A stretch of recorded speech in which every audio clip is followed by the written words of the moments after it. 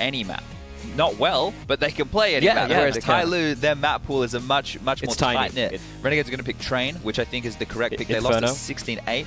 You think it's going to be Inferno? Yeah, because they did beat Renegades last time on Inferno. And I think that's a map. It was a closer affair though, wasn't it? It was. I think it was 16-12. The thing with TYLOO are there are only 2 maps where they're really good on. The Punish is Overpass though. Okay, you're right. I was going to say the Punish against Renegades in this environment that would be Overpass. But TYLOO, I don't think they want to play Overpass at all. These are the only 2 maps, that is Inferno and Mirage, where TYLOO are actually very comfortable on. Everything else, it's almost like, I don't know, guys, you know? It might click or not. This is a very smart brand from Renegades, taking out Dust 2. Random factor's gone. Not like they can't play it. They can definitely play it, but you know that. You reckon K should be the 3rd? Oh, that'll be very, very good for Renegades, right? What's the final map remaining here? It is going to be Cash. It is well, here's the thing, right? So Renegades bluffed so hard throughout the entirety of this veto. They rarely touch Nuke and they rarely touch Overpass, and they were both the maps which TYLOO removed in this scenario, leaving us with Cache as the 3rd, which is towards the top of Renegades map pool. But TYLOO also, they can play that map. Here's the thing. It is very 50-50 on Cache. TYLOO can definitely play, but the Renegades are so good on it. Like, I think they're one of the few teams in the world when they face off against the likes of FaZe or against the likes of anyone else apart from Astralis. They could probably potentially upset any other team. So that's very risky. I would like to see an Overpass coming in. It could have been really messy, but I think TYLOO would have had a slight edge on that map. But all things considered, this is going to be one hell of a series. We talk about one hell of a series, but we got to know who you think wins it just real quick. We got to go to the commentators real quick. So 3, 2, 1, go. Renegades. Okay, we got a split house. We have a split house here for the first best of 3 of the day. And, of course, well, to bring you that action here, kicking it off on Train is going to be James and Dan. Good morning, guys. Good morning, Monsieur Stunner. Thank you for the throw. As you might expect, Dan, You don't know who's to pick? Oh my god, what a surprise, James. It's as though nothing has changed. Who do you think might win this one? It's definitely a difficult one, but I want to go with Renegades. I think, you know, TYLOO, we've seen less consistency from a decision-making standpoint, at least over the last few days. And despite the close record between the teams, I'm liking Renegades and where they're going with this team at the moment. I think they're on more of an upwards trajectory. But yeah, that's my choice. All right then, TYLOO.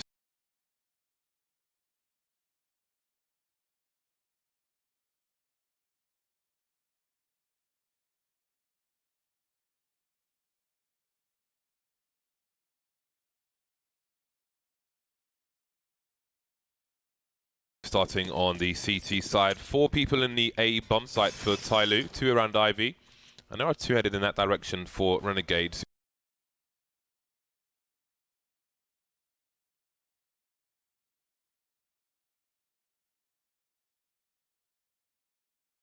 You have 2 players with smokes, flashes, and high explosive grenade. Double.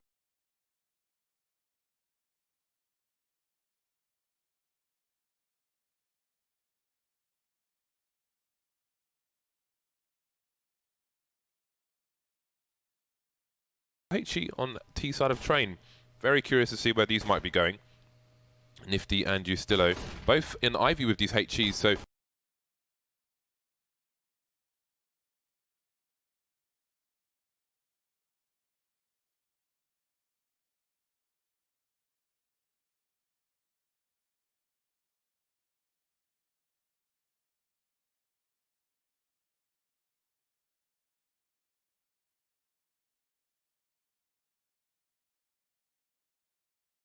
Captain Mo.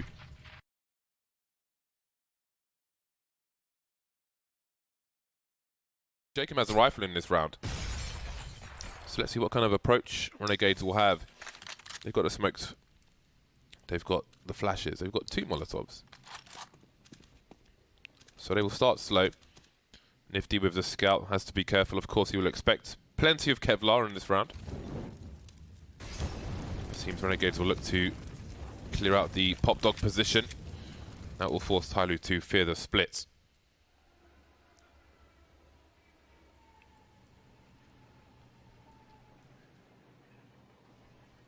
One-minute mark coming up, and Renegades look just about ready to push into this B site. DD on the other side of the doors. Will this be good? Oh my goodness, awkward. JKM knew he was ready to do the unthinkable. He's ready to take out his teammate if it was required, but fortunately for Renegades, JKS will stay alive. But Somebody has other plans here. Will be coming in from the back, although checked for. 5 players still alive for Renegades, so they have an ample amount of coverage. There's nothing that should really go undiscovered. And 1 frag for TYLOO so far on this force bite. Bentet will try to keep this CZ and Kevlar into the next round. But they know where he is, relatively speaking, at least. They saw him go through connector. And it does seem like they will send a couple players out to hunt him. It's really difficult around the A site, though. There's so many different corners he could be hiding around at this point with that CZ. It's quite a solid round from Renegades. Only losing 1 player. Now they can farm the TYLOO players with these SMGs if they can find them. We'll see what TYLOO choose to do. If they'll stack the players around a choke point or a site. Not much really to try and get out of this apart from, I mean, Bentek might be good for a kill here with the CZ, but beyond that, excuse me, should be nothing doing with these USPs. And indeed, it will be a full stack of the A site. They will await Renegades. Yusilo can hold a long range around the stop sign while Azza cleans up. Kevlarless players means the range of the MAC-10 won't really be a big deal in this round. It's a long reload of the UMP. Got to be really careful when you reload a UMP, especially in rounds such as this, because the reloaders take such a long time to get in. Got to make sure you can't be rushed by your opponent while you do it. But here we are, execute on the AWP straight away. Grenades may be limited from for TYLOO because of the force buy in the second round. 2 smoke grenades, a bunch of flashes. Renegade well equipped. Not too concerned about upgrading just yet. Nifty will continue with the scout. If they win this run, which they may be favoured to do, you can always pick up the AWP of Execute if they can eliminate him. Yeah, they did really well not losing players. Their money's really good, Renegades. Quick flash. Bentet not ready to have the gun out, though. And that may backfire because they know exactly where he is. The trade comes out, and that's going to be a good situation for the T's. And that's a big problem. Execute going down, trading out. Okay, this is a good consolation finding the bomb, but that's a fantastic shot, finding it through the box with the scout. And that's DD left, trying to stop them from getting the bomb, but he's unable to do so. And now he is in a very unfavorable position as they know exactly where he was just now. And so they'll have eyes on Pop Dog and eyes on the potential flank position, which could be through the B-bomb sites. And Nifty with his second scout headshot of the round to close it out. That is a big win for Renegades, although they won't find the AWP. I don't think they'll mind too much. Yep, the scout will do for the anti-eco round. What was that? Learn that one, boys and girls. Line up the bots. That was a really nice shot. Skadoodle's a good person to watch for those kind of shots as well. You know, I know he trains his angles. Not much for FPL type, but he does his own research. It's a good POVs to watch if you're a sniper. Slow start from Renegades. Just seeing if TYLOO will go for any pop flash plays or anything. Trying to be well equipped to deal with it. If there was a rush here, for example, he's got a tight angle, which means TYLOO wouldn't be able to face him with multiple players at the same time. They'd be running into his spray, and he could fall back to the halls if he wanted to. So it's a safe start from Renegades. A lot of people at home may like, oh, I've got to spawn for this. But you have to think about the rounds that your opponents have. If you want to make a fast play where you're committed. We saw double nades in main from an ecoing team, I think, yesterday on train. So Renegades, with this kind of approach, will avoid many of those kinds of strats from an ecoing CT side.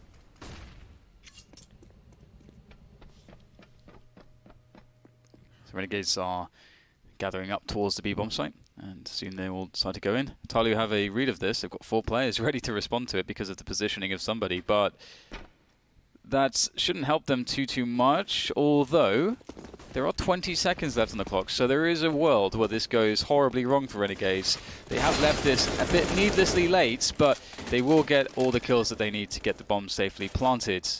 But again, that is, I mean, it looks like a non-issue here, but it just takes, you know, just 2 kills straight away, and you know, maybe you trade them out, but you have only left yourself with 10 seconds. So then trying to get the bomb planted after that point is difficult. So have to be careful not to leave it too late. But either way, it will be a 5-0 lead for Renegades now. And TYLOO are back on the buy. It looks quite good. Have to be careful not to... Nifty's comfortable enough to continue with the scout. He's got almost $12,000. JKS and Nifty have loads of money. Everybody else is probably average of 4 or 5. So he could buy an AWP and be close to the money of his teammates, but JKS and Nifty can be the bank in case things go wrong. So he will continue with the scout. Mo and somebody moving close to the pop dog. DD and Bentet on the B bomb site. Bentet in a rotation position in connector. Xgarrett with the AWP is holding an angle towards Ivy. He needs to be careful though, because I think his back is to the wall, and I think he would be... I think there's a crack from main where you could see... No, actually, maybe I'm wrong. I'll double check it later. 3 smokes on the B bomb site. See an exchange of frags and somebody's in trouble. Well, he's dead. Yeah, the pop dog position was getting pretty battered. They had a really nice nades initially there, which did about 70 damage across 2 players, and then they just kept hammering it. I like that Renegades understood that they had to do that because they knew that there was a lot of presence there from the CTs, and so you kind of have to deal with pop dog if you want to, you know, play into the late round. Really, it's quite strong for the CTs to hold it with 2 players like that. And in goes Renegades towards B site. They got a lurker going through the back lines in through CT spawn as an insurance policy. However, it is not going to be required, and they will just be able to get the entry frags as they walk in. And Renegades looking really strong at the moment. TYLOO not with too much to say about it. Xgarrett will likely be able to save this AWP. It's a pretty damn strong position at this point of the round. But 6-0 coming up. Yeah, I think there is actually, looking on my Observer PC, what I was mentioning earlier, if you're playing the Ivy position but you are against the back wall, there is a very tight spot from T main where you can actually shoot somebody standing there, so you can't be that far back. With the setup TYLOO had, they had 2 players in pop. One was watching pop and one was watching T's exiting main, but Xgarrett could have been shot from main without his teammates seeing anything. So that's something to bear in mind. Got to be really careful about your positioning on Ivy. And you can be shot from the pop dog as well, so you have to bear in mind what your teammates are covering and how they're covering it. TYLOO not really having much success. Bentet, DD, Captain Mo, all 1 kill. Xgarrett and somebody 3 kills each. 6-0 really, for Renegades, so having teammates much success. JKS, DD, Captain Mo, all 1 He's kill. Not a big fan of dying. Nifty 6-1. This could hardly be more comfortable for Renegades. So much money in the bank as well, which compounds the problem for TYLOO. They can't win 1 round, they've got to win 2 or 3 in a row. Otherwise, they'll probably get reset. Well, otherwise they will get reset, and then they may get 3 rounds in a half. Those are the implications. 3 players moving towards Ivy for Renegades. Now, with TYLOO at maximum loss bonus, they will expect stronger eco rounds. Kevlar. Oh, somebody betrayed by his shadow. Something to bear in mind if you are trying to walk into main. You saw the shadow there. Made the kill almost guaranteed. So get a pop flash in. Especially in a round such as this. You can afford the pop flashes.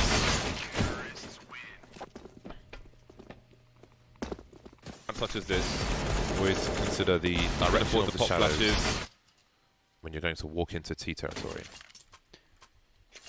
Yeah, I feel like it's not that common that we see players using their shadows as a baiting tactic as well to occupy attention. But you know, moving onwards, we have very little kills here from TYLOO, generally speaking. In a lot of these rounds, Renegades have been very successful at just wiping them out without taking much in the way of losses, and that is an issue. Bentet will kick things off well for TYLOO. It might be one of the first rounds in which they actually have an advantage to speak of at the beginning. And they will fall back to more passive positions to be site. That's a good reaction, and Renegades need an adjustment now. there's a couple ways that they could try to approach it. I think either you're, at this point, wanting to set up a set piece, or you want to try to play for picks. And I think the set piece option is usually a lot better, as if you lose another player, if you go for picks, then all of a sudden it's a 5 versus 3 and you're nowhere near a bomb site. So as we hit the 1 minute mark, we can start to expect Renegades to want to set up for a push. And Azza is the most forward man looking for information. He's spotted out that it's fairly clear in the front aspects of the yard, but that only can mean that there's CTs further back. You can see Nifty jump peeking. There are angles above those trains he's looking at where Azza could get shot from if he's peeking from top Pop Dog. And Renegades have thrown mollies in previous rounds in that direction as well. Once again, Renegades running the clock down. 2 AWPs now for TYLOO. Then Tet will have the second one, watching the high ground of B, where the bomb appears to be headed. And here come the grenades. Excreta is on a quick rotation as the third man, but he's not moving just yet. Smoke's down in connector now, and DD will feel vulnerable. Flashbangs are here. Bentet starts things off, picking off the high ground, but as it moves through the sidewalk position, traded by Excreta, and Bentet's here as well. So looking like the first round for TYLOO, and indeed it will be. Only one frag on that push from Renegades. Despite the late rotation for a third player there, Bentet had the angles above, on top. That was a great start from him. And a good finish. Surviving 4 players is crucial as well. They need that money in the bag because Renegades have got plenty to spend. Yeah, you can see Renegades struggle to know what to do after losing the first player, but no time to speak of that. A very, very fast pace now into the next round, and that's going to catch TYLOO completely off guard in this situation. There is no response. Early on in the round, they can get the bomb down to Renegades very quickly. The AWPs are working the far back positions, but that's the issue, is that they are just stuck there in these far back positions. There's no easy way forwards through these long channels. Now that the T's are set up 5 versus 3. That's a push from Istillo. I'm not sure about that one, but you will confirm some information, I suppose. TYLOO are not entertaining the idea of a retake here. They know that it's too difficult. Flash there to do some extra damage, remove some of these guns. Will be successful. It's 1 more gun gone. 2 AWPs remaining though. I'm sure Jacob will hunt here.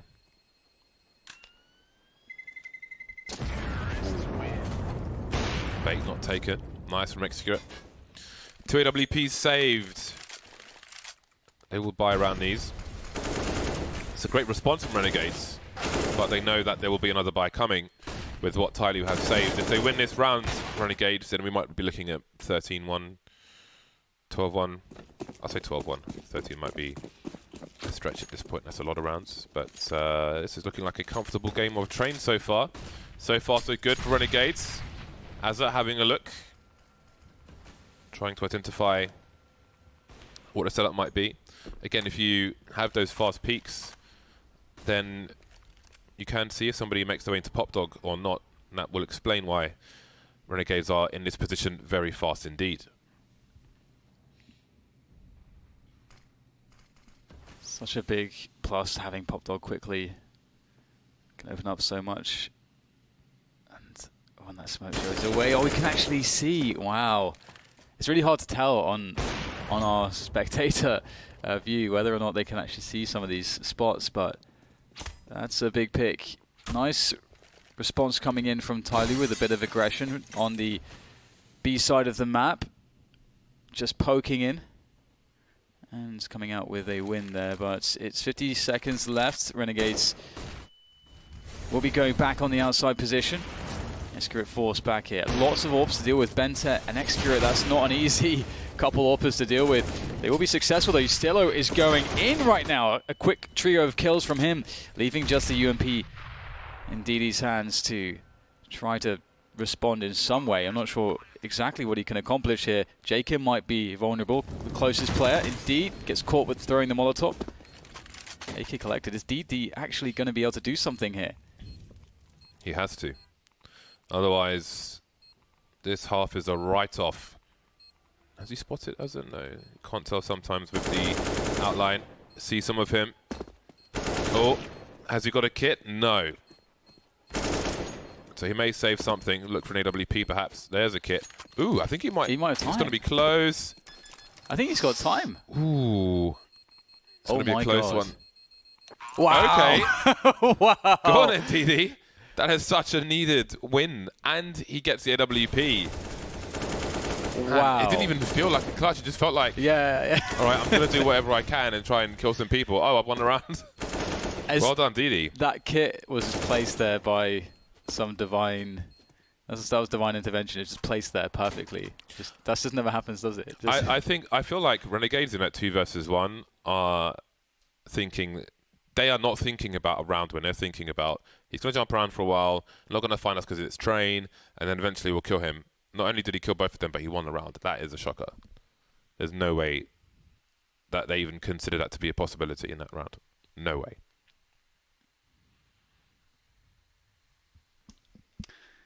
Wow. Well, for Renegades, they've got so much money left that it's not a huge issue for them. But that does go a long way to you getting TYLOO back into the game. DD. TYLOO has so many great individuals. Fast play again from Renegades. They've been quite successful just busting down the... We're always getting these first couple entries. It will go that way once more. Captain Mo with a fantastic response here. Oh, that's a beautiful triple coming in from him, looking for the quad kill. He is denied though. 2v2 will ensue as Renegades still press onto the bomb train to try to get a plant going for themselves. But there's no time rush here. They don't have to force the plant. Can try to get the kills. But DD on the flank, he could spoil everything. Bentet hiding in plain sight in the middle to avoid the spray on the usual channels. Oh, that's so annoying for DD just when he fires the gun. Nifty moves, but the frag is still there, and he knows exactly where JKS is or was. But I don't know if JKS knows. I don't know if he was tagged in that exchange. Either way, TYLOO have the information, but Renegades have the time. No sound cues being given away. Where JKS was maybe 3 seconds ago, you can hear players running from there if you are in the hell position, for example. Something to bear in mind for those of you at home. Got to be careful with those rotations. 30 seconds now, and I guess he would have to eventually start running to B, but DD's in position. Awkward and difficult for JKS, and that is a great opportunity gone at this point for Renegades. Even after TYLOO won that second round, there's a reset opportunity for Renegades where they can just smash the rest of the half out. But now TYLOO's buys are slowly getting better. Again, Renegades can still reset them, but they're getting rounds on the board here. They had 1 round for the longest time, now they've got 3. There are still 4 more rounds to fight for. Renegades will want to shut this down.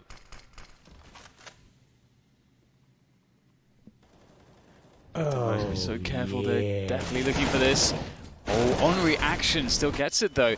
And the Muslim will come in there to try to finish off the remainder of these Ts, just forcing Renegades out of T main with everything that they can possibly bring to bear, and it's going to be successful.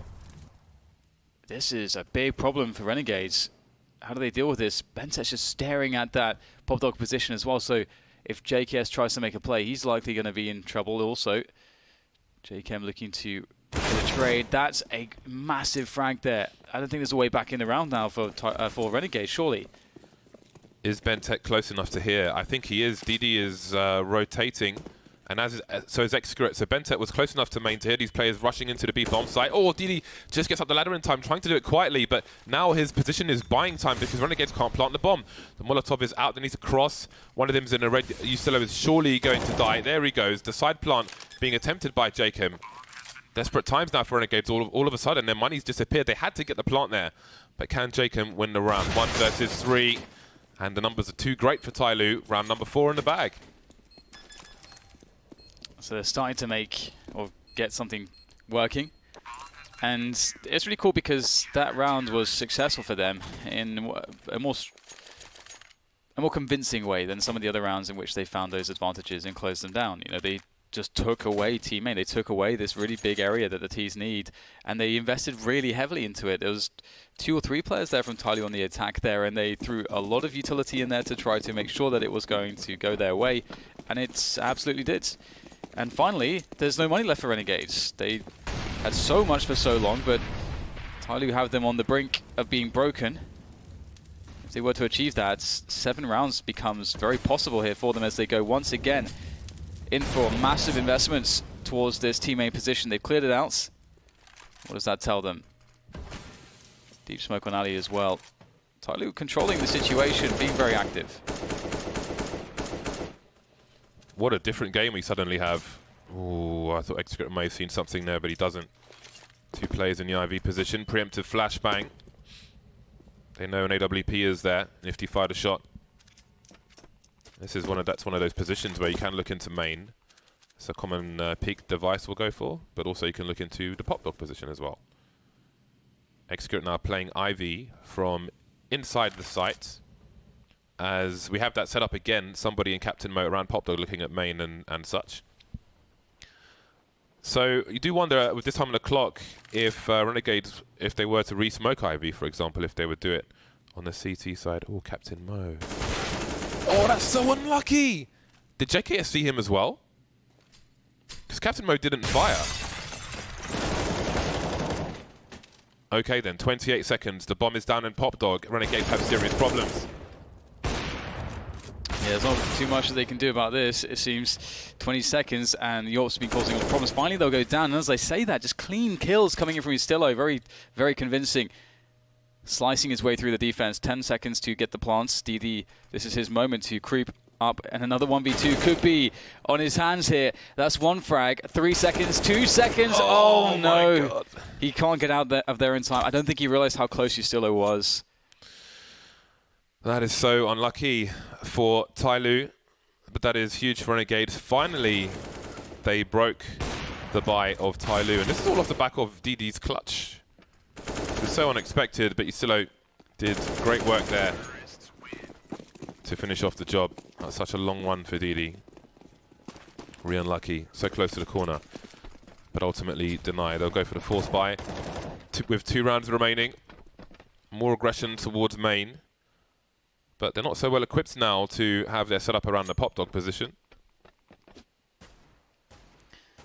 It's pretty crazy because if they'd converted that rounds, they could have had like a 7-8 scoreline. And now it's looking like it could be 11-4 for Renegades or something similar to that effect. Such a massive swing round. I feel like the way this was going, Renegades should have at least 11 rounds moving into the second half.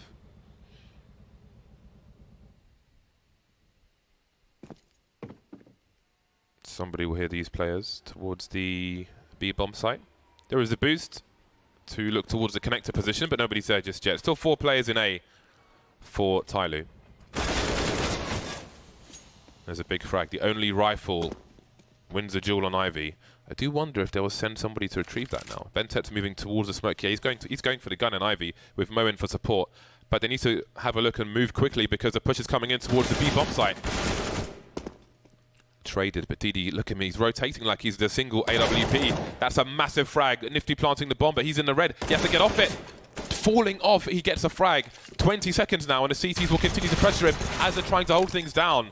And he may be the hero, or maybe not. 2 versus 1 now.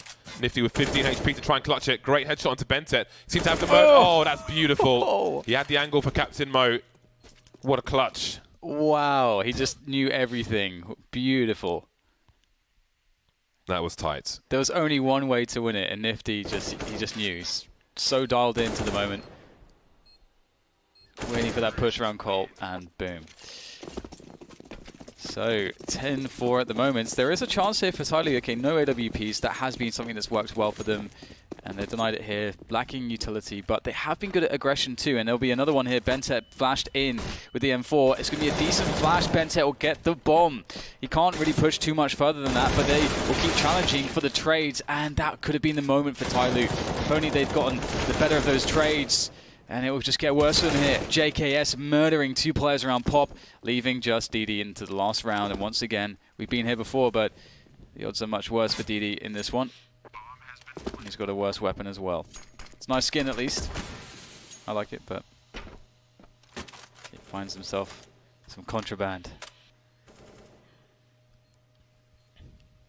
No kit for DD. He'll get a 1 versus 1. Oh, tagged through the smoke. What the timing is just so annoying. Looks away as he exposes himself to the player that he was looking for at the back. And there it is. There are the 11 rounds for Renegades. I think 11 to 13 were likely, so... Again, they could have... I mean, there were so many tight rounds that it could have been an 8-7 half, but it could also been a 14-1.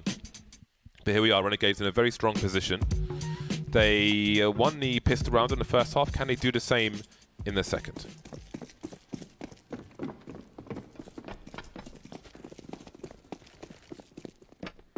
So we get some smokes on the outside. Always good. But this is a great way to deal with that. Oh, man. 3 kills off of the CZ, just lining up those players off the ladder, one after another.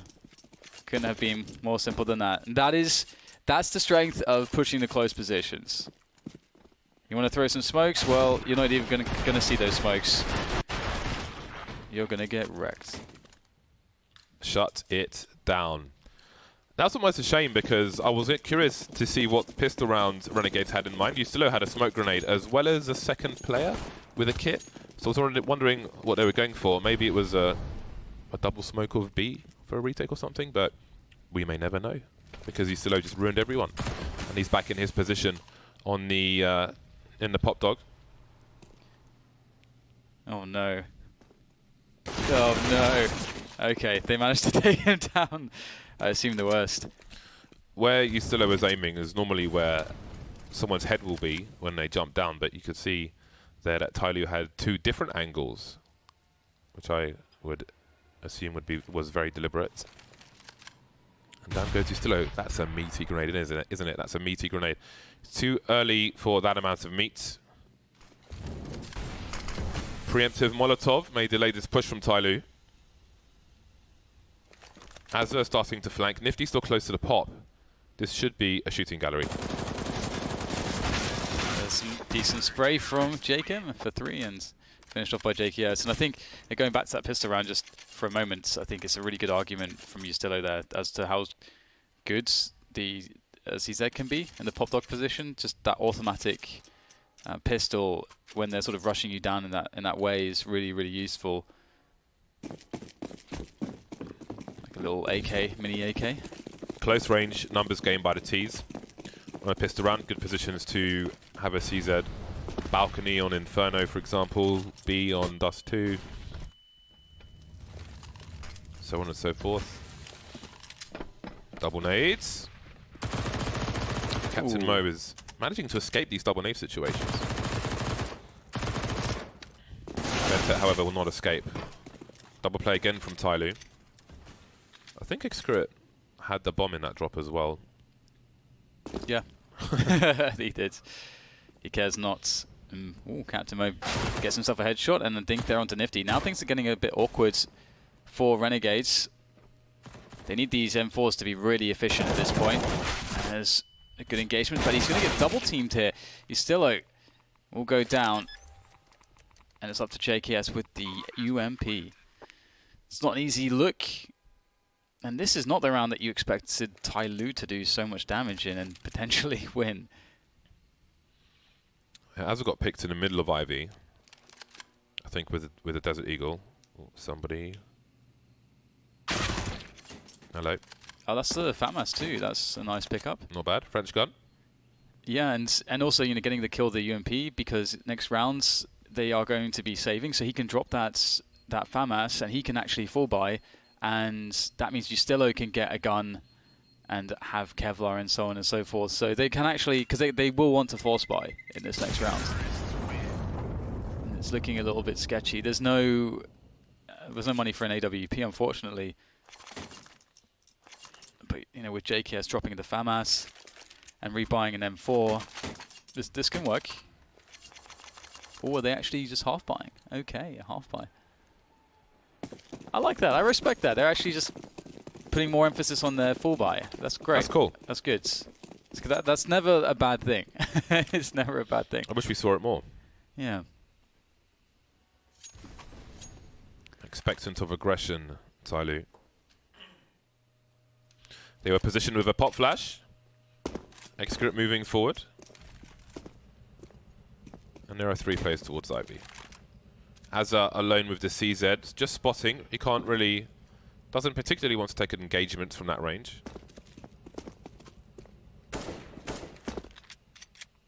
Just having a look. I knows people are there. Where he's standing now is a good position for a pop flash if you hold the left and the right buttons down. Nico will often do it on phase. There is a video I made for it. It arches perfectly, doesn't collide with anything. In a round such as this, could be devastating actually, especially if you had players where Captain Mo is standing now. So look that up, it's a good one to learn if you are an Ivy player. Good one to be aware of as well.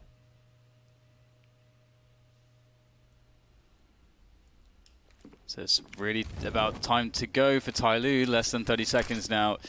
They'll start to push in. This is very dangerous because if Renegades just have players in the right positions, it could get complicated. They are fortunate though. TYLOO have discovered enough that they'll be safe, but I always get a bit nervous when teams go in with less than 30 seconds.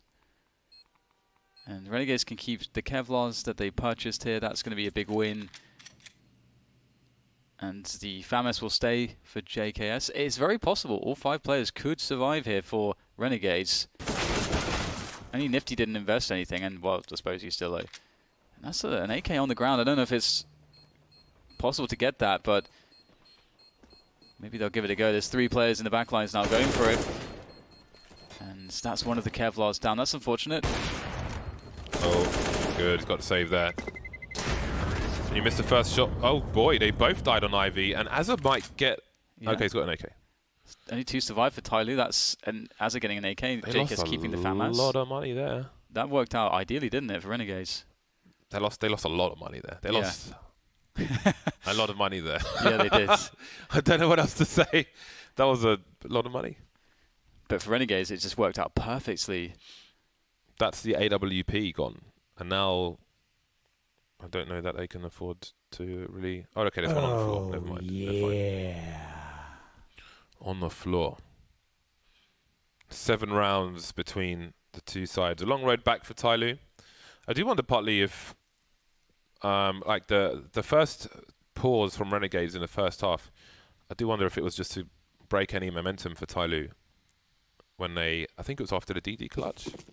Because that is a thing in sports for sure.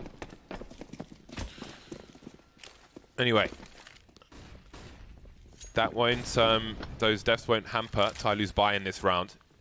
Yusilo back to his usual business, and that Molotov will make it safer for him.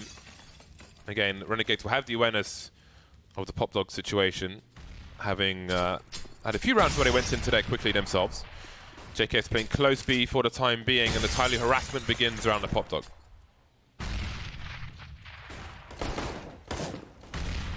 Ooh, some of these nades are doing some damage. I'm liking that in the modern era of CS, of Counter-Strike, we're seeing a lot more usage of the HEs. It was a thing in the past whereby you may just focus on having 2 flashbangs instead of the HE. And the HE, it's burst damage. Burst damage is really, really useful. It's just very difficult to connect.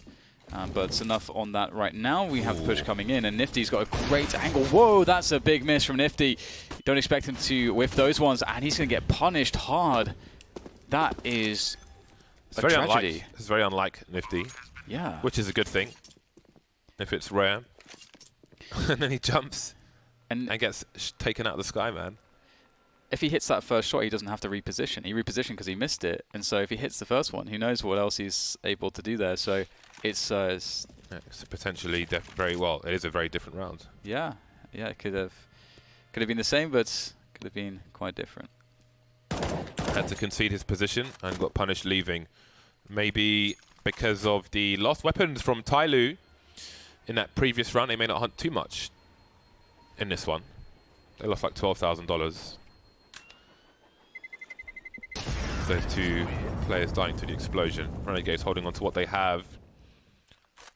This all of a sudden, after that clutch from DD in the first half, we've had a number of tight rounds. TYLOO, after they got their first frag onto JKS, they were just streaming into the B bomb site. That was a free kill for Execurate, but Nifty's learned not to jump in that situation, in that position now. Ooh, Bentet with the spawn plate. Again, if the CTs decide to play an open connector, they will always get there before the Ts get to that connector position. So it is a play that does have risk.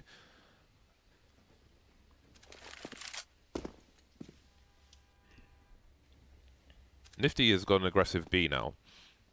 So Renegades have a reasonable level of information. Jacob holding the pop is quite important as well, but TYLOO have the man advantage. Yeah, going Ivy is really perfect because of the emphasis around Pop Dog.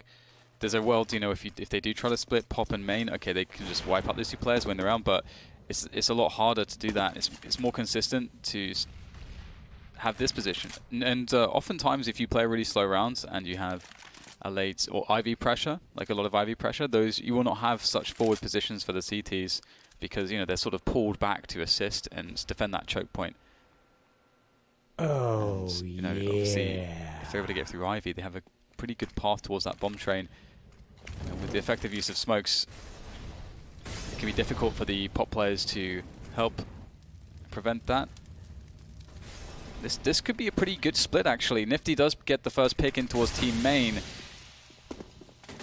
Oh, JKS, can he find a timing here? Looking above the ladder, and DD will spot him, but he can't get the frag just yet. They line up, but Execurate is very, very fast. What a beautiful split from TYLOO. Great execution on this one. Jacob's the last one to fall in the Pop Dog. There was a smoke. Renegades had a setup that TYLOO were playing in the first half as well, where they had two players, Pop Dog, one watching Main and one watching Pop. And there was a smoke in that position. Nifty got a really important frag. That is not an easy shot to make from Bentet. So I did think that might go the way of Renegades, especially when it got close to the smoke in Main, but here we are. TYLOO have Renegades on the back foot now. Renegades heading towards max loss bonus. Excurate's turn with the AWP, and it's TYLOO's turn for a burst into the A site. There are two players to deal with though, so they'll have to be careful because they are hiding. Nifty on the ladder, choosing his time to strike. Excurate missing a shot, but manages to land a second one, and Nifty will get finished off. As will the rest of Renegades. 3 players surviving for TYLOO, 4 rounds away from Renegades. Yeah, it's looking really nice on the T side now. They're hitting a groove. And Renegades were quite fortunate again on their first half not to concede more rounds. There was definitely big opportunity for TYLOO to get more on their CT side. So this is quite scary now. TYLOO really turning up the heat and finding some comfort and executing some good splits. We just saw a very fast pace, and the previous round was a very slow pace. So going back to a default somewhat here. I say that, but there's no presence towards upper B just yet. They are doing that now though. So sort of spreading out the presence all over the map. Of course, Ivy, there's not been too much going on there. I think unless TYLOO want to go relatively soon, there is a benefit to show presence there, if they have time to do so. Forcing JKS to play back and forcing him to throw a grenade by just showing yourself towards B. And now they go back towards a split onto the A sites, setting it up with nades, but JK's position could be a huge issue for this. TYLOO know they have no one in main though, so they should make the assumption that somebody's there until they see otherwise. That is something to... You see the double lines here being held. Oh, but Ustilo... Okay, Jacob's playing anti-flash now with Ustilo having a look, but he's got a pretty good position as well, so this will not be easy. There is a pop flash. Again, Ustilo completely misses it. Will run distraction. Jacob picks up this kill. 35 seconds. TYLOO've got to get these frags. Ustilo still in a very strong position, having picked off Bentet. Now there are smokes which can favour both sides. Somebody trying to plant the bomb or faking, trying to bait these players out. There's time to do this, but he got to get the frags. 3 versus 2 now. Check here spamming all over the shop. And now there's 20 seconds left. 2 versus 1. Nifty at the back train. He can't stop the bomb plant. Where is the trade fragger though? He should see that grenade just ever so slightly, waiting for the peek. He must have a peek from DD. Somebody repositioning. Oh god, that's enough information. He can't see everything because the scope obscures his vision. Took one sound cue and DD was there. That was pretty amazing that TYLOO saved that round. They lost 2 players before they could even burst through the choke points, the initial ones, because the setup from Renegades was quite effective, honestly. They got 2 kills out of TYLOO. JKM, unfortunately for Renegades, I think it was really needed that he could get one, but he was unable to. But it was still a very good start for Renegades, and TYLOO still, sheer tenacity, able to make it work. Even when Renegades were very disruptive. And that's very encouraging to see. If you are a TYLOO fan, they are really looking very good at the moment. Even when Renegades pull out some great moves like that previous round, TYLOO still withstanding the punishment and coming out the victors. They're looking quite favoured, actually, at the moment. Momentum is certainly with them. Now, as has pushed through Ivy, as the push is coming in from TYLOO, they know to check this position. Angles are being held, but there will be one kill as Mo goes close against the pistols. But looks okay for now. Jacob at the back of B as looking to flank. Awkward for DD. That would have been a kill otherwise if he did not pull out the grenade.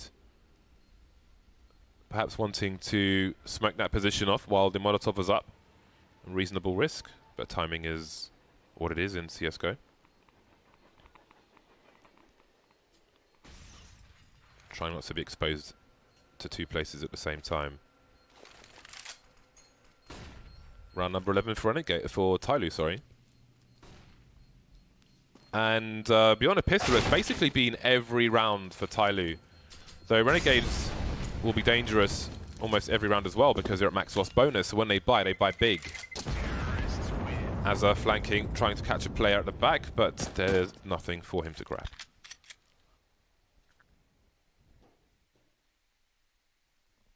So Renegades, they've got to pull themselves out of the pit of despair that they may be finding themselves in at the moment and focus on getting this game back under control. Because right now it's definitely not under control. Everything's slipping through their fingers. That lead is diminishing very rapidly at this stage as we have this tactical pause come in, and we have a lot of talk from the coach having a chin wag. Chinny chin chin. And the double ops come out, JKS with Nifty. And what approach will Renegades take? They have a lot of options. They can either decide that the aggression has been a good call, or that being passive with the double ops might be more impactful. Nifty will go forward with the AWP into the alley position. He's going to find a couple players. Oh, he misses the shot and gets murdered. That's a bad start for Renegades. Az has got to win this duel. Unable to back off. Point of no return, unfortunately for him. But you can see TYLOO trying to capitalize on this. Jumping through the smoke, expecting attention to be elsewhere. And Jacob is delivering 3 kills for him so far. All of a sudden, the advantages for TYLOO have gone.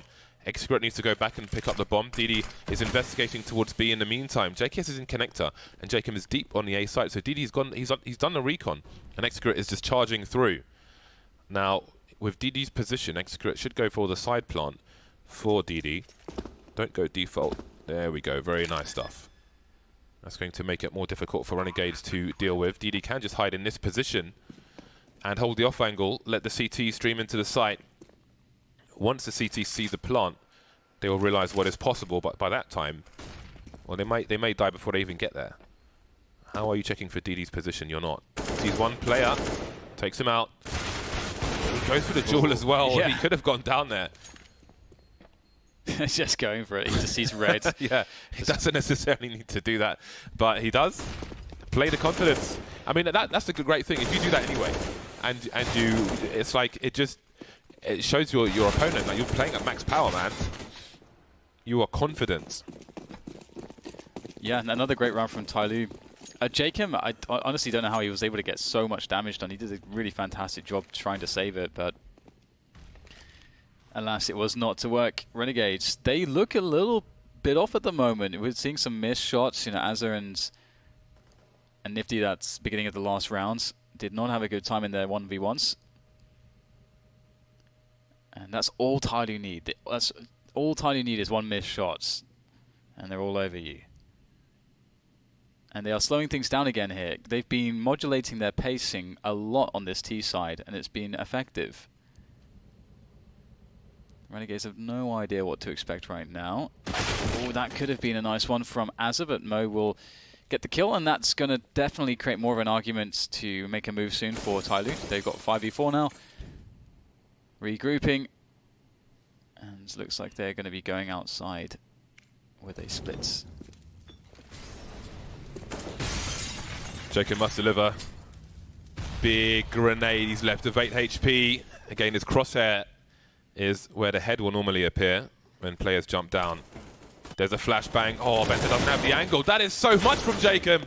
He's done so much again. With 8 HP, he gets 2 of the 3 kills he was looking for. JKS with the 1 dig now. There is a flank coming in from TYLOO. Smokes it down. The bomb will be quickly planted in the smoke. TYLOO, he's found a toy. Bearing in mind, this was a pistol round. Jacob bought a rifle because he had extra money. Now TYLOO on the site with no kit. Does he touch the bomb to bait a player? Does he try to find out? They will never expect him to be so deep in the site, and Execurate's surely about to get taken down. But I think it's too late for him to win the round at this point. Oh, he's missed his chance now. Execurate could hop on the ladder, or he could just sit there and wait for the kill, and he'll do that. He will have an advantage there with the position because TYLOO's legs will be seen in the corner, bottom corner of the train before TYLOO will see anything. Makes life a lot easier. And now TYLOO are tied. And again, beyond the pistol, Renegades have not won a round really in this half. And let's not forget, Renegades won both pistol rounds. So this is quite an achievement from TYLOO to even get to this point.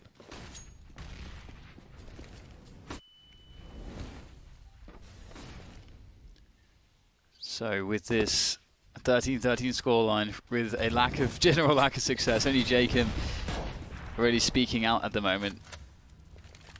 Are Renegades going to allow TYLOO to bring this all the way back? One more round and they have taken the lead, and it's been so long. It'll be the first time they would have had the lead in this game. Such a grind from TYLOO here. It just seems to have not affected them at all, just being so far behind, just playing their game, just doing their thing. And this T-side has been quite confident. It almost feels like TYLOO were expecting Renegades to take main, the way Execurate and Bentet were just waiting outside. But what is their plan to retake it? Because it's a lot of information for Renegades. They need to do something about. Unable to do it so far. JKS has been picked off towards B. He's the only player there, despite the stronghold in main with TYLOO standing there. So they've got to play post-spawn. But look how deep somebody is. He will surely hear the plays in CT spawn. Are they walking into this position? Azza and Jacob slowly creeping now, but there's such a strong angle for somebody. The crouch picks double peek, and none of them will go down. That is huge for Renegades. 4 versus 3 retake, and now the frags are coming in. Expert, does he see the second player there? Repositioning. Oh, that's beautiful from him. 2 versus 2. Captain Mo on the high ground. Execurate is the bait. There's a smoke on the site, but no one touching the bomb. Mo will stop Azza from getting there. And now it's 1 versus 1. Jacob, he's been a hero for Renegades. Even in the rounds they've lost, the Molotov is there. Mo is out. There's no defuse just yet. And the round is with TYLOO and the lead. I think he could find it. Well, it's getting a bit sketchy now. They've got an interesting spot on their hand. They've lost so many rounds in a row. They've lost 10 rounds in a row. Ouch. They've lost 10 rounds in a row, James. Yeah, I just counted it again because it's a lot of rounds. I can't believe it. I think Jacob realised he could not defuse the bomb there. It was too late. If you're wondering why he's jumping in the smoke of his knife out, it was at a point of no return, and Renegades are on the brink of the point of no return. Considering, again, like, it's so interesting, considering the turning point in the first half and that round from Didi, which was basically stolen, it was robbed, and how that round allowed TYLOO to get back into this game. Renegades could have shut this down in that first half if that round didn't happen. But if they are to lose this, after having all that success, and then after losing every single round in the second half, what kind of mindset are they going to have moving into the second map? They have to win this map of Train. Oh man, it's getting really bad, isn't it? 10 rounds in a row conceded. Where Renegades at? Where have they gone? DD waiting for the push. With that AK-47, is he going to be able to get these kills? They are going to be coming in very quickly in just a moment, surely. Or perhaps they are waiting, anticipating a default. But with so much time gone on the clock, they have to start wondering, and eventually they're going to push here. DD so just throwing a nade down, pop, trying to bait out. He can sense it. It's as though they know what's going on. The forward smoke to delay timing. Renegades have a good idea based on this B pressure of exactly what's happening on the map. Yeah, but DD falling back doesn't seal this continual pushing now. So Renegades have taken a risk and they have colossal information. That said, this is so weird. Look at the positions of Renegades. I mean, how do you plan for this? This could still go wrong because there's nobody actually in the IV position.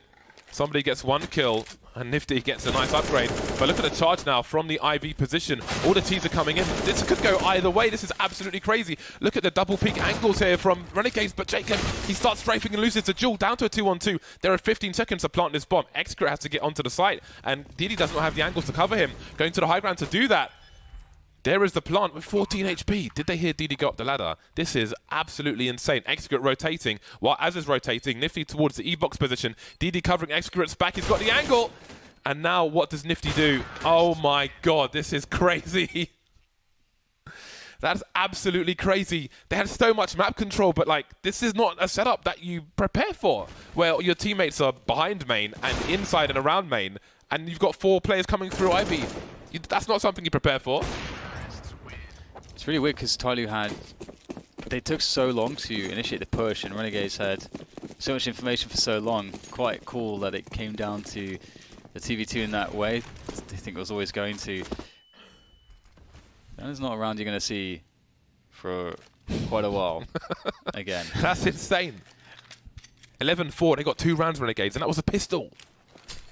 Yeah, they've lost 11 in a row now. It's oh man. I actually thought that, judging by the first half, it would be a really fast first map, but TYLOO have had something to say about it and more. JKS now, and he needs to have an amazing performance. He does have assistance. He's got Nifty with him, but Nifty's on a scout, so this equipment is not ideal to defend this. They do have the fast flank available, but that's often looked out for by the T's. Good nade coming in. That's gonna do a lot, actually, especially with the scouts. Worth noting, JKS did not deploy his Molotov straight away, but he deploys it as somebody takes him out before he can start firing, and there are big problems here for Renegades. It's game point for TYLOO. The Molly will keep them contained for the time being, but they start to spread as Renegades spread at the back of the site. It's a 5 versus 3, although that could change quickly because 3 of these players for TYLOO are quite heavily tagged. There's one piece upgrading, there's a second one. 2 of the low players out quickly, and that will give them a great boost moving forward. Azza by the oil position, Venter on the site, and now TYLOO starting to lose these duels. Flashbangs are out, here comes Azza, delivering Excret versus 3, and Renegades finally win a round. only took it, they only needed to lose 11 in a row at first, and we can see that TYLOO are really disappointed with that. They knew they had the map with that round. They had such huge advantages in this round. A 5v3, look how poorly equipped Renegades are at the start of this. A quick double starts it off. Azza then onto the bomb train with another one, and all of a sudden, TYLOO are suffocated. And now it's down to a fight for the very, very last round here to secure overtime or to secure a win if you're TYLOO.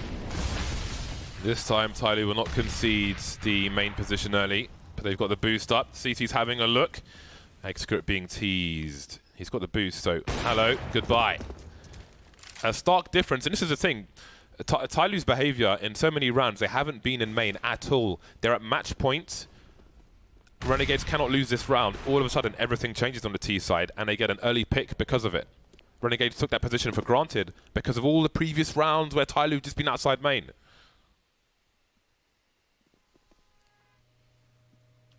As it was a push, looking for info. You've got to be careful with this one. If the T's are playing a really slow pace, you can get caught off guard, but they are playing a pretty fast pace. Somebody in the held position already, unbeknown to Renegades. A 3 versus 5 for them. TYLOO getting closer and closer to taking this map. Oh, Oh Jacob. my God. That is so clinical there with the spray down.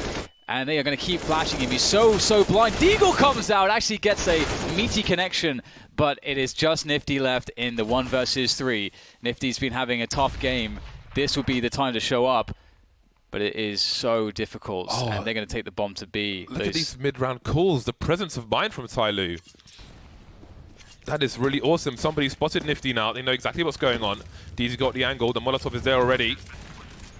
15 HP, and that is it. TYLOO with a straight robbery in the street of that map from Renegades. They're on the moped stand with the axes, and they've taken all the watches from the window. Wow. Renegades, they concede 11 rounds in a row on that second half. That is demoralizing. They are going to definitely need this break to figure something out and just bring their spirits back up and prepare themselves mentally for the next map, because TYLOO, they are going to be very strong after a victory like this. After such a grind, to come back like that, they can't be in anything but amazing spirits. What a lights-out performance from TYLOO. That was very enjoyable to watch, and who knows what is to come. That is map 1 out of the way. We will see you after the break for map number 2.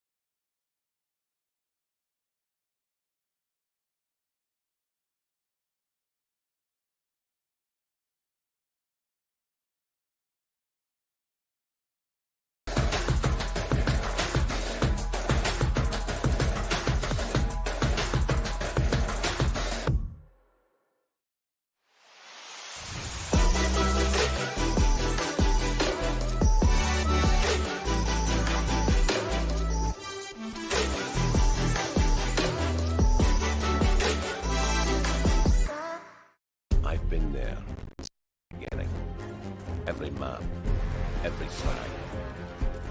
With knowledge comes power, and power is to be wielded wisely, which is why, as the expert, I bet with Betway for the love of the game.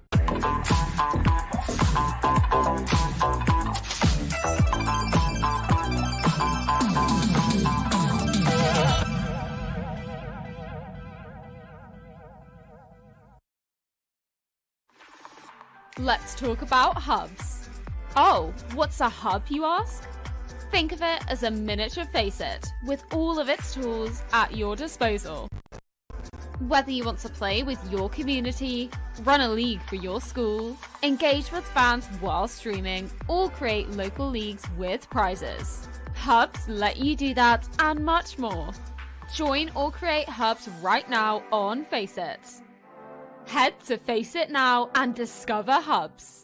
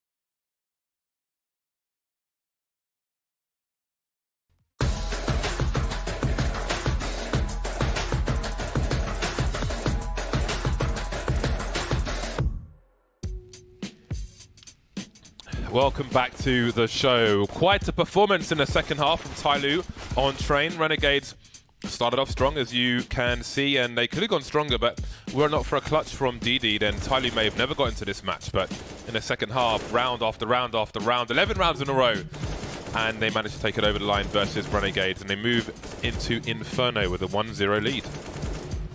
The only explanation is some sort of mental defeat really setting in a bad way for Renegades.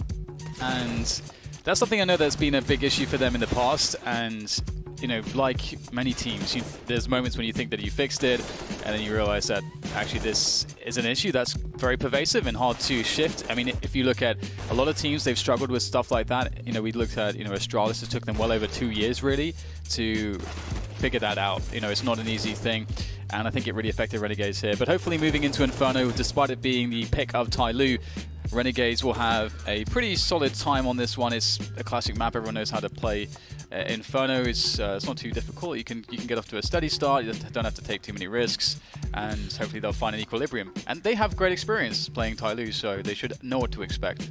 I have ginger spice ice cream. Okay. Have you tried this one? No. I haven't tried this one yet. Doesn't look like ginger or spice, but it does look like ice cream. And that's very important moving forward. TYLOO are going to be starting on the CT side. The knife round has come and gone, and we are into the pistol. So let's see what the Renegades have to offer. Nifty and Azza will be the grenade men. DD's got a HE grenade and a CZ. He is over towards the apartment's position. 2 players towards B. Oh, that's a beautiful grenade on the subject of, fortunately for somebody, he's got Kevlar. Bentet will be tapping through the smoke. You're always going to find one.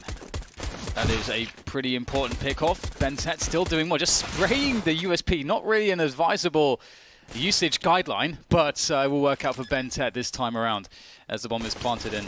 Renegades, at the very least, have some money secured for the following round if this goes awry, but it's looking like it won't. It's looking quite solid for them at the moment. 3v3 retake. Excurate ran through the smoke on his own. He gambled, didn't pay off. That's an interesting smoke grenade. Bit too deep, perhaps. Will work out for Renegades, it seems. The heat and potty setup of old. Very, very strong. And that will be the round for Renegades. So that's they needed that really terribly badly after that. Truly, madly, deeply. Yes, I mean, that first map, it can't be understated how much that must have hurt for Renegades. So getting a good start on this map is what they need. But it's not enough to win the pistol. You have to also avoid the dejection that you'll experience should you lose to a force buy in this following round. 4 smokes for TYLOO. Yes. And that's a scary prospect. I'm not sure if DD had one as well. And if he just threw it straight away. There are no smokes down now, so I don't think so. Okay. Oh, no, that's a shame they don't have 5, but 4 is still quite good. Renegades baiting these grenades up, but nothing thrown from TYLOO just yet. They are non-believers. Somebody's holding a grenade in his hand, a smoke grenade, but I almost feel like he's waiting until he sees somebody. Somebody's waiting until he sees somebody else before he throws his grenade, but I don't think that's advisable because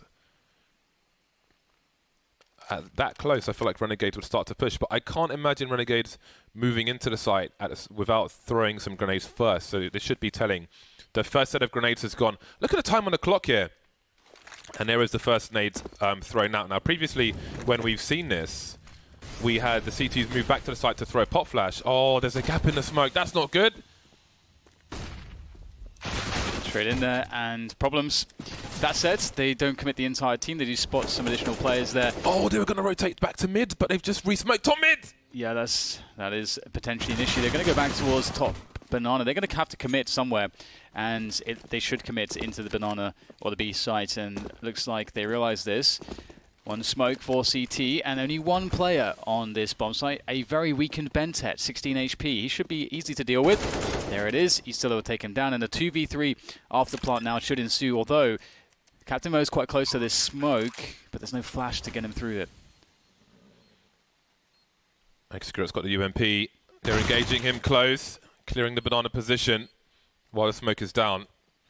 And it's, oh, they're just chasing through the smoke. There's the trade. And they know Ustilo's at the back, but Mo doesn't have the range. Ustilo can hear him repositioning. Oh, he rings the bell as well. Boy, that was so scary. That's only round 2.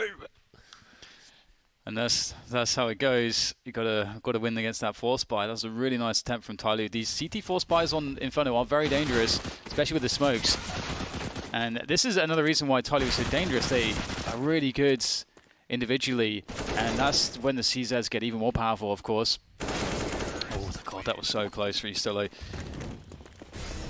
So full save coming in from TYLOO and Renegades. They have the Mag 10 on Nifty, who can effectively search for information around the map and make it pretty easy to understand where to go. He can just try to walk into the B side if he wishes with a flash from a teammate or from himself, and there it is, just a flash to try to move past any crossfires, and he will do so pretty effectively. And that will be the rounds for Renegades. Hopefully the other Asian teams will be observing that round from TYLOO with the smoke grenades. That needs to spill over more in North America as well as the Asian region. I know NRG are aware over towards America. But it's so fun to watch rounds like that on Inferno. So tricky for the T sides to deal with. But this is a great round for Renegades, losing 0 players in this round after the one prior. That is important for them. What will TYLOO have to offer in their buy round? Extra has 5,400 in the bank, so we can expect an AWP. We have seen some extremely aggressive CT snipers on Inferno here on some of these other Asian teams. I don't expect that in this particular round, but will be interesting to see what TYLOO tries to achieve. The grenades will be limited, so maybe the aggression will have to be cranked up a notch here for the team of TYLOO. Excreta holding for a cross, but flash off his position immediately. Ustilo charging up, and he's got a... Oh, this might be a fast one from Renegades. Yeah, it is a very fast one. Oh, Excreta missing 2 shots. That's a problem. Hits a 3rd one, but there is the trade that needed to happen for Renegades. Don't want to let Excreta run around with an AWP. And they are actually not having so much success getting into the A-bomb side. Trying to go for this split, but seemingly ineffectual. Captain Mo doing a great job holding things off with the help of DD. And TYLOO, I mean, you feel like when you see the push being so successful on Arch side, that the Raptor is going to be strong here, but the smoke that got put down was really effective in shutting out the T's. I wonder if the T's threw that smoke in the first place. I remember one smoke going towards Arch, but I wasn't paying attention as to... I think it was that one, but I could be wrong, so... That was, I think, the fastest T buy round that I may have ever seen. Didn't work for Renegades, though. Perhaps needs some tweaking. 2 smokes down on the banana position. There are 3 CTs there.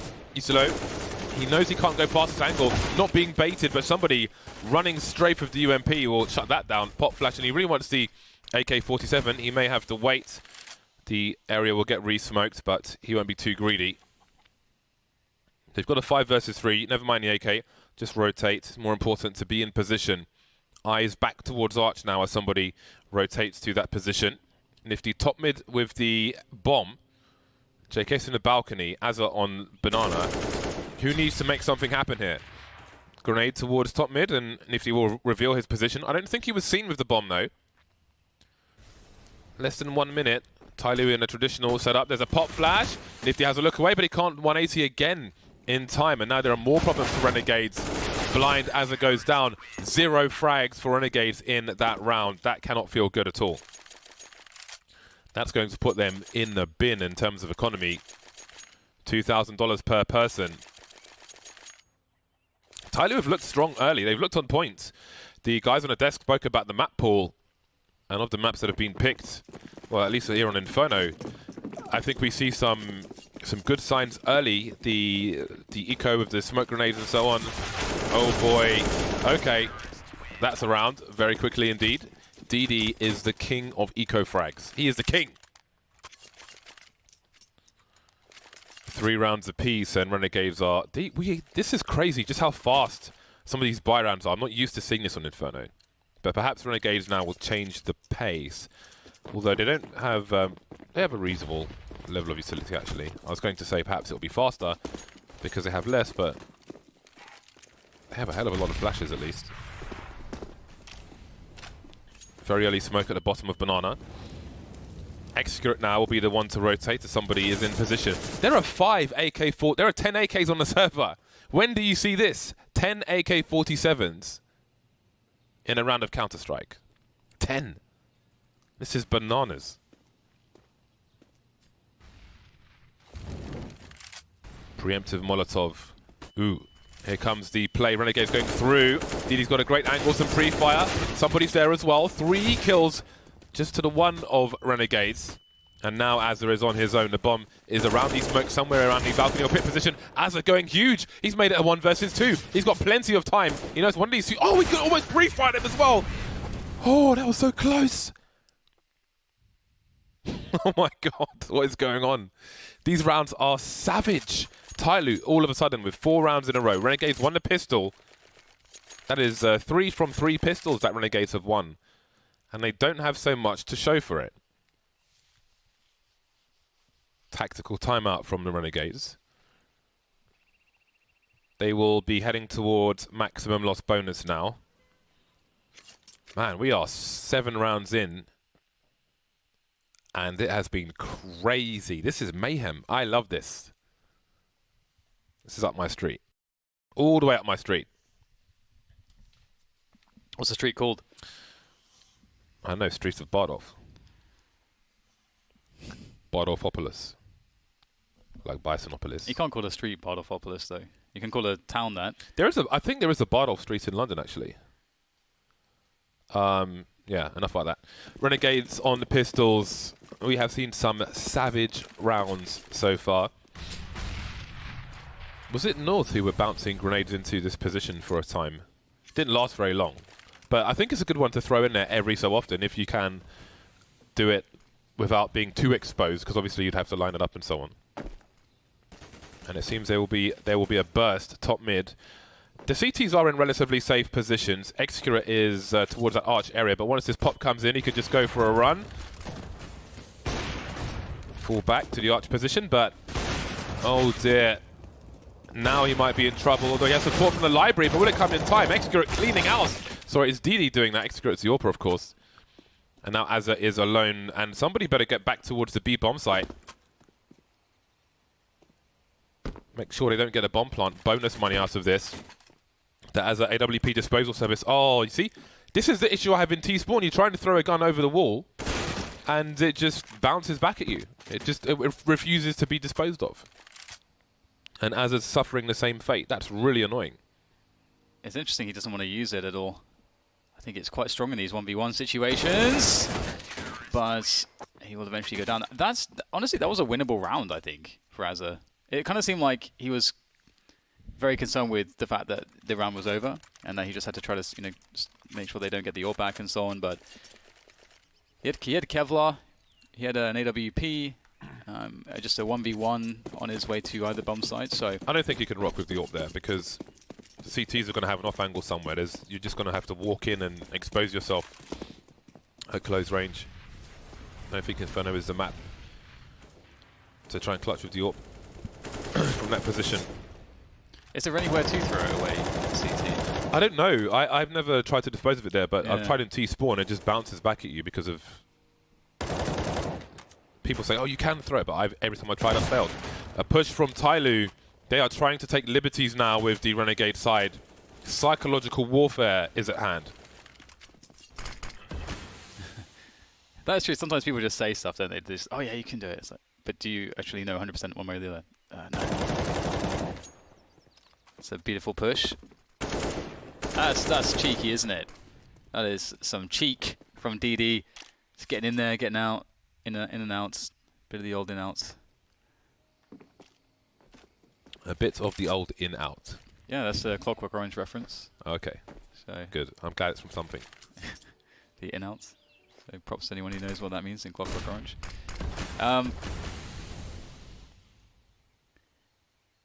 As we approach 30 seconds, Renegades start to move towards the B site, and Excurate's going to find them, and that's exactly how this should go for the CT side. You get a pick off as the CTs doesn't have a smoke to drop, but he's going to just start dropping bodies with an AWP of his, and his teammates come in for the cleanup. Plenty of time for the rotation, and that's how you want to do it. That's much better, because yesterday TYLOO had the AWP on with, with the 4 players that are stacked towards A, and they were leaving like a rifle in like a really weird position. This is crazy. He gets the player, the only player who isn't flashed, but has a grenade in his hand. He takes him out, and then he doesn't necessarily need to go down at the end there because he has Benta and he's basically the bait, but it works out regardless. Renegades on a CZ push through the smoke. Somebody has some advantages here. Oh, he gets his burrowing immediately though. Can't spray too many bullets. Excurate is also here, but this is going to collapse, isn't it? You just see it happening. The numbers are closing in, and that might be a round for Renegades. 2 players remaining for TYLOO. 1 on Banana for Renegades. That is a very important frag, and the spray continues for Mo. He's not having any of this. They don't know where Yustilo is, I do not believe. 18 HP. The bomb is planted. DD's got the M4. Does it the right way at the right time. DD creeping in ever so slowly, and it's another round in the bag for TYLOO. Very nice retake. Very fast response, despite the B players going down quite quickly.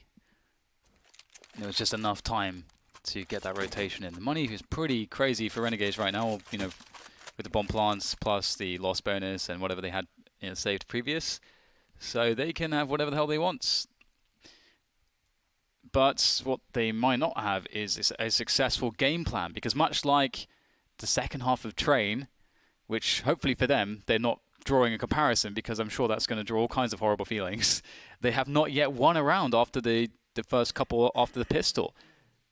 They are struggling. They have not won a buy versus buy round just yet. They've conceded all of those rounds. It's 7 in a row they've lost. Oh my god. Sounds familiar. Oh my god. Yeah, it's not a good look. TYLOO, just another day at the office for them. And Renegades will kick things off with some banana control, or trying to do that. Somebody, oh my goodness, almost not checking the cubby, but we'll see it with the peripheral vision, and oh my god, the wipeouts. These guys are getting wrecked at the moment. It's back to being, it's like Takeshi's Castle simulator again.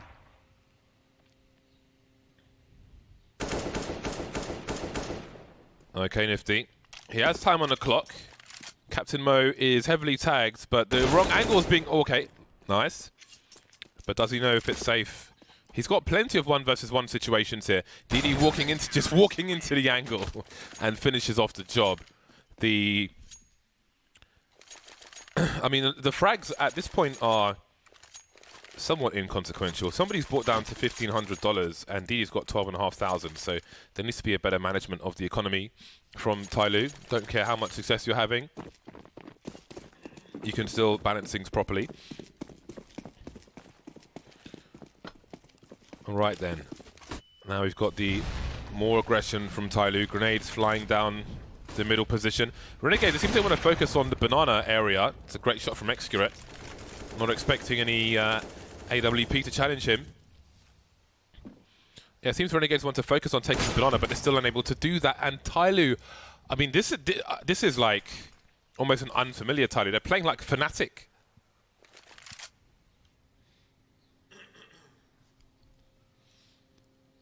This is great because Renegades are definitely not in the best of places right now, and TYLOO are taking full advantage of that. Ooh, one for Excurate, and then there's the setup. It's all about the bait and switch, and Mo will finish things off. But yes, whenever we saw this with Tainted Minds yesterday as well.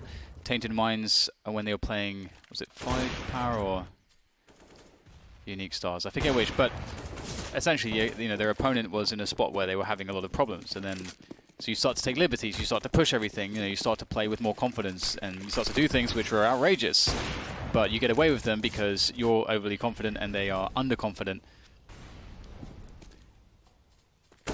This is a rare difference where TYLOO are actually playing close mid against pistols. And that's not something they've done in previous rounds.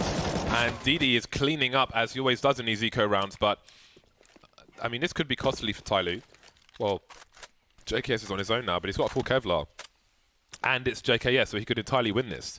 But TYLOO needs to stay focused and play the right ranges in the right rounds. Look at that peek from JKS. Immediately, Excrete will be heard at the top of mid. Where is Bentet, though? He knows that one of these two players is JKS, and he will position himself accordingly. But Bentet peeking, and he will win that one. The plant for Renegades may help them in the rounds to come. But that's 10 rounds in a row for TYLOO. But again, you don't want to... like, if TYLOO don't play close mid there, maybe there's no plant here for Renegades. I don't know, but that could have gone worse for TYLOO. So. Yep, that was rough. Yeah, it's 10 in a row. It was 11 in a row before a round was finally collected by Renegades, but it's only 15 rounds in the first half, so that's absolutely an issue. The loser of this match goes to the lower bracket. They are not eliminated at this point. It's worth mentioning. Yeah, may get a potential rematch depending on the Scars Tainted Mind game with Renegades and Scars. That would be interesting, but don't want to get too ahead of myself. Excreva going to go forwards here, and very late smoke coming in from TYLOO. Just keeping that choke point open so that Excreva could potentially get a pick off should Renegades challenge it. And with how late that smoke is, Excreva will be very confident just to sit there with the AWP by himself. 4 players for TYLOO to defend the A site. Renegades finding it hard to take control of Banana and finding it hard to get kills top mid. That's a rough situation. Somebody not willing to give this position up. He's got no one to flash for him. But there are 4 players here on the A site, and maybe if... Ooh, Bentet moving into position now. Does he have a flashbang? He doesn't. But he can be the bait for the cleanup from somebody. That's the bomb down as well. That is absolutely beautiful. That leaves JKS and Nifty. JKS, oh god, it's just brutal, isn't it? Bentet already pre-firing. Just, oh, the baits are unreal. Yeah. It's normally Team Liquid that have really nice bait setups towards Arch. TYLOO are playing out of their minds at the moment. Yeah, I don't know if one of those 3 players that died at Arch had a Molotov, but obviously, you know, normally you do want a Molotov that spot because that's such a powerful bait setup, and it's not uncommon either to be used. Some teams use it very routinely. So, yeah, I don't know if there was just a general lack of utility or what happened there, but you need a Molotov for that. And Renegades will lose the round because of not having that one Molotov there. I do wonder, though, but since they were so close to the corner, even if you don't have a Molotov, if you threw, say, a flashbang, but above waist height, so if there's somebody there that collides with them and you still get a sound cue that someone's actually there. Renegades finally they have Banana in the last round of the first half, and they have a 5 versus 2 man advantage. You'd expect there's one player on the site. Bentet engages the first, rings the bell of the second, and finishes off. That is a big help for his team. JKS on the barrels. CTs have not spotted this just yet. Can Renegades hold? Jacob keeping an eye on construction. He has an off angle. 3 versus 3. There are Molotovs here. That's a big frag, and the smoke grenade should shut this down. That might just crush the round. Oh, Jacob's made it. He's made assumptions. He's left it alone. And now it's a 2-on-2. Captain Mo, surely he can't do this now. Nifty, he's getting his bell rung. And JKS will finish things off. Bloody hell. So once again, 11 rounds, 1 in a row before a round's picked up by Renegades, and there's just simply not enough rounds for Renegades. They've got a CT side that's going to have to go fairly flawlessly to make this one work against a very confident TYLOO. And it's TYLOO who had so much success on that T side of theirs. And so that really makes life quite scary. Renegades have won every pistol round so far in this match. Yeah, and they are getting crushed. So that is a really brutal. Well, I like the setup from Renegades, playing 2 on the cubby because it creates a really fast rotation towards B, and you're basically just playing a retake, which I think is fine. it's a fine gamble to take. I think Inferno CT pistol is one of the hardest CT pistols, personally, and for a few different reasons, but no time to go into those. Renegades so desperately behind. They need this badly. They've got no kits. No one's bought a kit. No one's bought a smoke or a kit. That's also a potential issue. We'll have to see. Bomb is dropped at pits. That's a good initial engagement. Solo can't go back very deep for these reloads or the cover. And there it is. The setup works. Our Renegades on course for, well, they are on course for 4 from 4 pistol rounds as they're rotating towards the B-bomb site. Smoke is down. JKS pushing through. He's had quite enough, and that will be all the pistol rounds won so far for Renegades. But can they stabilize this time? Sometimes they've only gone one round after winning the pistol, one successful round. They certainly need more than that here. They can quickly catch up, as bad as it looks at the moment, but they cannot afford to lose any early rounds here. TYLOO are fully invested in this force spy. No one saving for a sniper rifle. Somebody taking a lot of damage, I think, from a Molotov, perhaps. That grenade over the roof didn't do so much. And Azza is just enjoying life.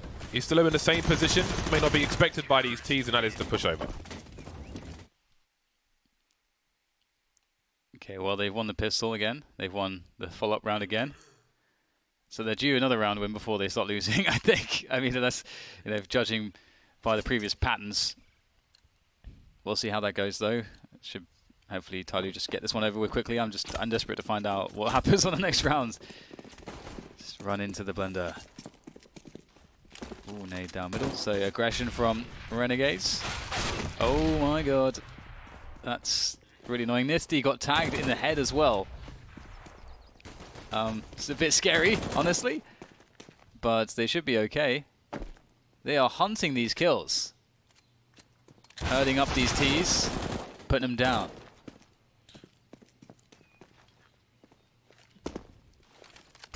Ah. Hello. There's a smoke. What are you going to do now? He's got the bomb, though. He's Yeah, top HP. mid. And he's coming to help his teammates. Nifty and JKS tagged, but that's one per site at the very least. There's still a minute on the clock here for TYLOO. It's a 3 versus 4. So Renegades need to be careful. They have the range now on Banana. They have a Molotov as well, worst case scenario on B. JKS will spot, and there's no one towards Arch, so Jacob sent towards C2 spawn. You see JKS jump peeking. Captain Mo slowly creeping up. So this is difficult for Renegades. Jacob just standing on Speedway. He has a flash. He could flash into pool for his teammate, but now he's kind of halfway between those two places. So this is getting kind of weird. But as the time continues to tick, he will position himself as best he can. There's a tight angle, and now it's Renegade's turn to enjoy a bait setup. They will survive narrowly with 4 players alive. You can see 3 of the players were heavily tagged. No plant for TYLOO. It's a pretty good round for Renegades. You can see how scared they were at the end there. It's just such a telling story. You've got 3 guys, no Kevlar, 2 Glocks and a P250, and Renegades are playing like the tightest bait setups they can possibly play. So afraid because their aggression in the round was completely blown up. And the AKs are indeed out. TYLOO, they've been dangerous. If not for all these pistol wins, you dread to think where Renegades would be. TYLOO with everyone in second mid. They have no presence or information towards the other side of the map. And Renegades have already started to float an additional player in JChem towards that A site. So TYLOO looking like they have no intention to go B at all in this round. So that means they have a particular set piece in mind that they think would be appropriate here, and hopefully it's going to work out for them because Renegades know what's coming. Renegades know what's coming. Got a gimmick smoke in the pit. Sure, there's a gap in there for you, Stillo.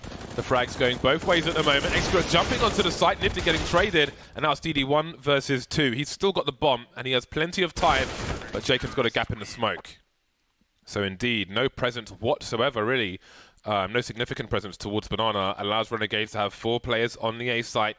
I did wonder, because there was so much time on the clock, if TYLOO would go back or something, but no. Could have gone either way. They did some damage, but they're on eco, so Renegades can build that money back again.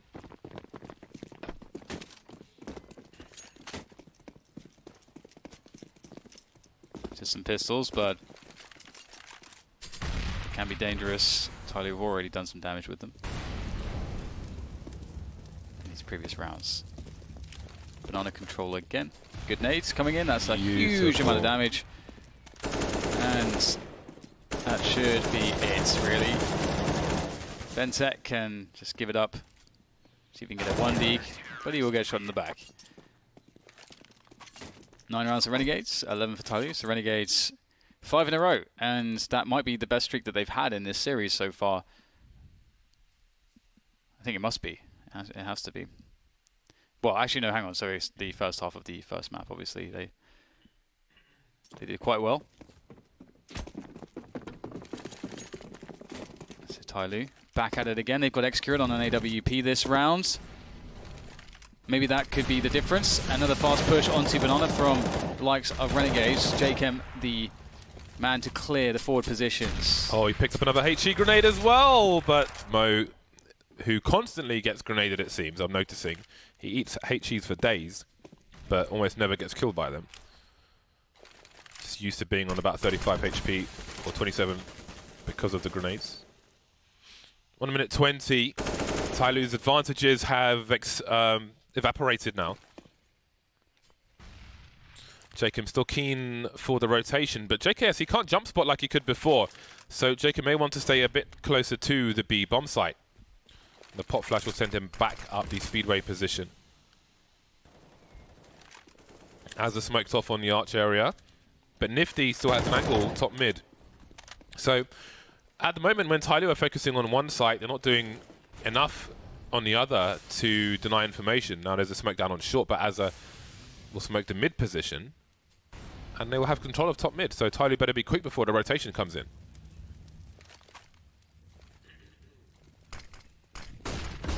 Okay, smokes on CT. The push is slowed by these counter grenades at the CTs.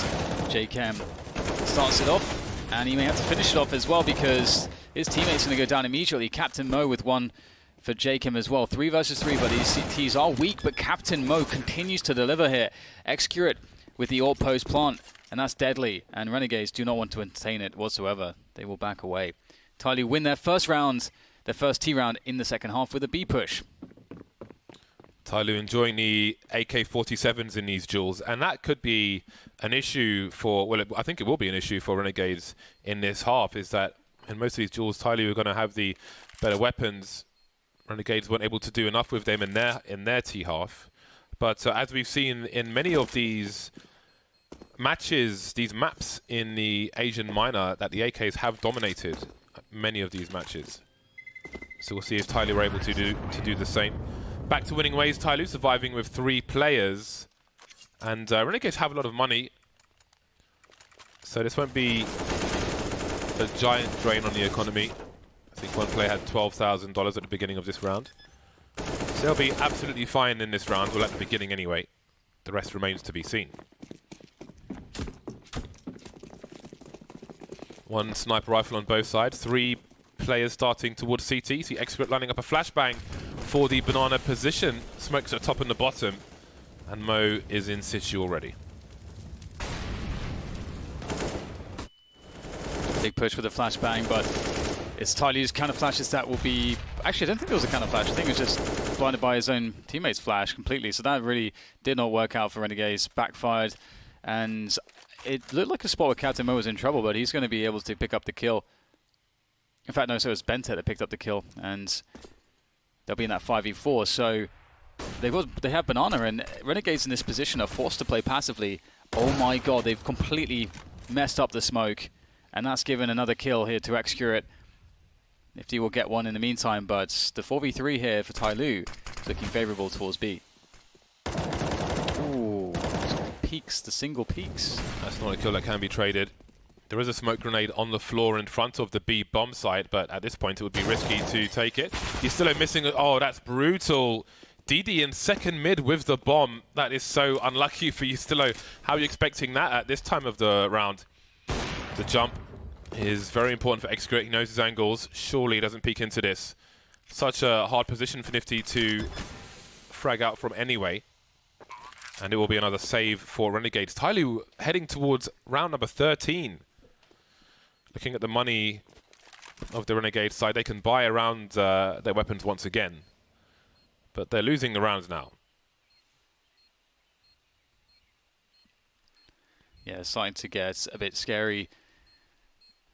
The buy will be there for them in the next one, but if that's not to go their way, then TYLOO might be on to match point already. So it's starting to get a bit scary, a bit sweaty there in the Renegades camp, perhaps. Perspiration ting.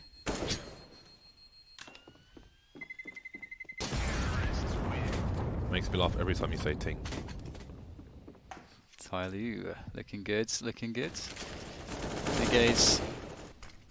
Again, you know, as James mentioned before, neither of these teams will be eliminated. If they lose this best of 3, they'll be simply sent into the lower bracket. It's a double elimination bracket.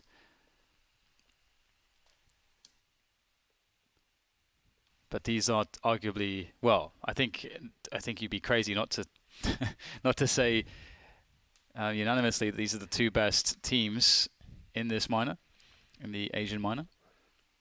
So these are the 2 expected ones to take it. But you never know. We had obviously Scars, who are in that lower brackets, upsets Renegades on Dust 2 in a best of 1.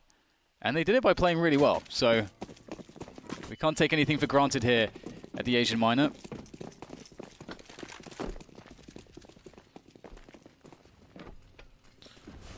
Renegades with an aggressive smoke. Azza just on his own.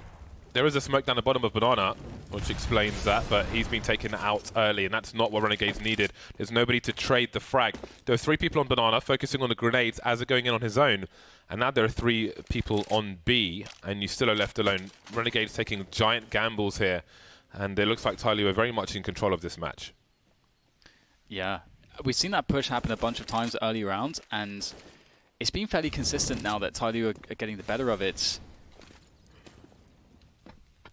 Captain Mo doing a great job defending. And a huge round for both teams. A big swing round. Renegades a bit too poor really to buy unless they save weapons at the end of this round if they lose it. And likewise TYLOO, their money's on the edge too. So highly important rounds. Going to be very telling as to who will win this map, I think. The winner of this round. TYLOO go back. They abandon B. They go towards this A bomb site. And they're going to get a 5v3. And they can lock out the Arch player pretty effectively. Those A players on the site, they're going to have to deliver here for Renegades. Jacob moving back to the site. Still a smoke up on Arch. Smoke's in the pit now to isolate these crossfire positions. He's still naded into oblivion in the pit. But now the bomb is there. Nifty on his way. JKS in a very strong position. That's a huge frag from him.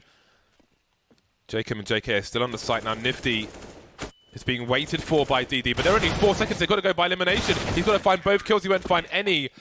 JKS all over this with the ace from the site. That is a huge play from him. So desperately needed by Renegade. Still expensive though for both teams. But they may just have put TYLOO on eco.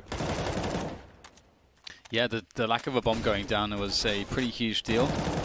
That said, I think, oh yeah, even with the bomb down, they wouldn't have been able to really properly buy, so just as well. Renegades in with a chance now, thanks to JKS, coming up huge. Nice flick, we'll find the legs of Ben Tet. He was elevated on a barrel, standing on a barrel, as you do. Running across Arch now, and perhaps into their doom. Nifty will pick at them once more. And despite Azza going down, this should be over here for TYLOO fairly soon. And there we go. So 11 rounds now for Renegades as they pick up the eco of TYLOO, but TYLOO will be back on the bye with an AWP onto X-Curates. And will we see more positive situations on Banana for TYLOO? They've been consistent there, defending the aggressions of Renegades. Captain Mo's been typically that man, but their utility game is low here, TYLOO. TYLOO posting up in mid, not challenging Banana at the beginning, but Renegades can't open the door. Is there a chicken behind there or something? This is still a thing that's happened to Rops when he was trying to save a gun and he got killed because of that. That is hilarious. What is going on behind there? How is it's the chicken? The chicken is in the door. How is this still a thing? Somebody clip that. We will send the clip to Revolver and say, please fix the game. Oh, yeah. Should be fixed by now. They'll pay more attention because we are doing their major. That is so funny, though. That's a bug. Like, so that's funny. not something that should be in the game. It's not the kind of variance we need in Counter-Strike. Some doors are broken, some are not. Who knows which one? It's a good gameplay mechanic. So TYLOO will burst on the B-bomb site. There's 3 players here already for Renegades. So Renegades have a fantastic read of the situation. It's all going to come down to the quality of the set piece and whether or not TYLOO can be good on these first initial shots, because JChem is just eating them as they approach through the smoke. And they are just 3 left against the 5 now. This is desperation. Such desperation. Pushing forwards, getting eliminated. There's not really anything else for them to do at this point. 12 rounds for Renegades and TYLOO. A bit too telegraphed in that round. That just gave all the confidence to Renegades. They had a fantastic setup for it. If there was to be a double back in towards the A side, they would cover for that as well. Yeah. What can one do? Bloody chickens. Feels like the pendulum has swung back in the favor of Renegades now in the late game of Inferno, which is hugely important for the side. I think confidence will be re-established if Renegades can take this to the 3rd map. And they should go into that feeling a lot better. It is Cash. That will be the decider if required. He's still out spotting. He's got his knife out so he can strafe quicker, so he's less likely to get tagged caught by the guns of TYLOO. And now he moves into the pit position where he was blasted into oblivion on a previous Byran from TYLOO. That would be a pretty cool one to watch in the demo, actually. They did drop a smoke grenade there before engaging in that short position, then got the double nades in. So TYLOO looking, well, in their Byrans, their executes are looking pretty interesting on the A-bomb site, but have they run out of steam? Bentech can hear JKS jumping on Banana, I'm sure. And I think TYLOO have realized that there's probably only JKS here. So if they can charge in, see Bentech running wide to allow somebody to peek with him. I like the awareness from TYLOO. I like the awareness. JKM's in position to stop the bomb plant going down. Captain Mo's still on the A site though, and I think Captain Mo can hear the rotation, but as it's coming in from the back and Captain Mo is facing the wrong direction, you can see he can't be seen there. That's interesting. Good to know. Something I just learned. 18 seconds. Now, TYLOO, it's interesting they're going all the way in this engagement. They could have just run short. They didn't need to fight this guy. He's in the corner, just leave him in the corner. He needs to plant the bomb. But perhaps it's their priority was costing more money because they can buy anyway, TYLOO. So if that's what they want to do, this is a guaranteed $6,000 taken away from Renegades, then that can work as well. But I like the awareness from TYLOO. They hear JKS or whoever it was jumping on Banana, and it's like, okay, they've probably only got one person on B, so let's use our numbers game, concentrate them in this direction. Anyway, 13 apiece. Down to the clutch rounds now. Renegade still warded off from trying to take Banana early. They don't want to go into a 4 versus 5. TYLOO only have had 2 successful rounds in this half, really. Obviously, they didn't win the pistol. But I think both rounds were on B? No. Was one B, one A? Well, one was definitely B. Either way, what I'm getting at is that they've not found consistency, and what has happened, what they've repeatedly been punished for, is not taking map control before they go for a play. And you know, that way, and the Renegades and the reason for that is because Renegades, they know what to do in those spots. They get information at the right time, and then they stack towards the right side. Obviously, we had that really good clutch round from JKS with the ace on A, which was pretty phenomenal. And that might be a round that TYLOO should consider running again. If it requires an ace for the CTs to win it, then that's a good sign that your round is a strong one. And maybe they will go for it. You can't tease Nifty like that, though. You'll easily take down Captain Mo, and there is no utility left at this point for TYLOO. They are committed into this A site, I think. You wonder if they have run out of ideas the way this round is going at the moment. Somebody goes back into the balcony position somehow. YuStillo in the smoke on the pit. There are flashbangs. As is on the site, down he goes. YuStillo still alive now. The bomb can be planted on the site. Somebody is hunting. And DD's in position in the library. Huge problems here for Renegades. They can probably, well, they can buy in the next round regardless. But JKS will hold on to what he has. Wow. That was a really impactful frag from DD. Coming out of the balcony, just instantly nails Nifty, who's sitting on the site. And that sort of cripples the defense, because then the player who's on the site, who should be watching or helping to watch balcony. But YuStillo was in the pit, wasn't he? YuStillo was in the pit, but he was smoked.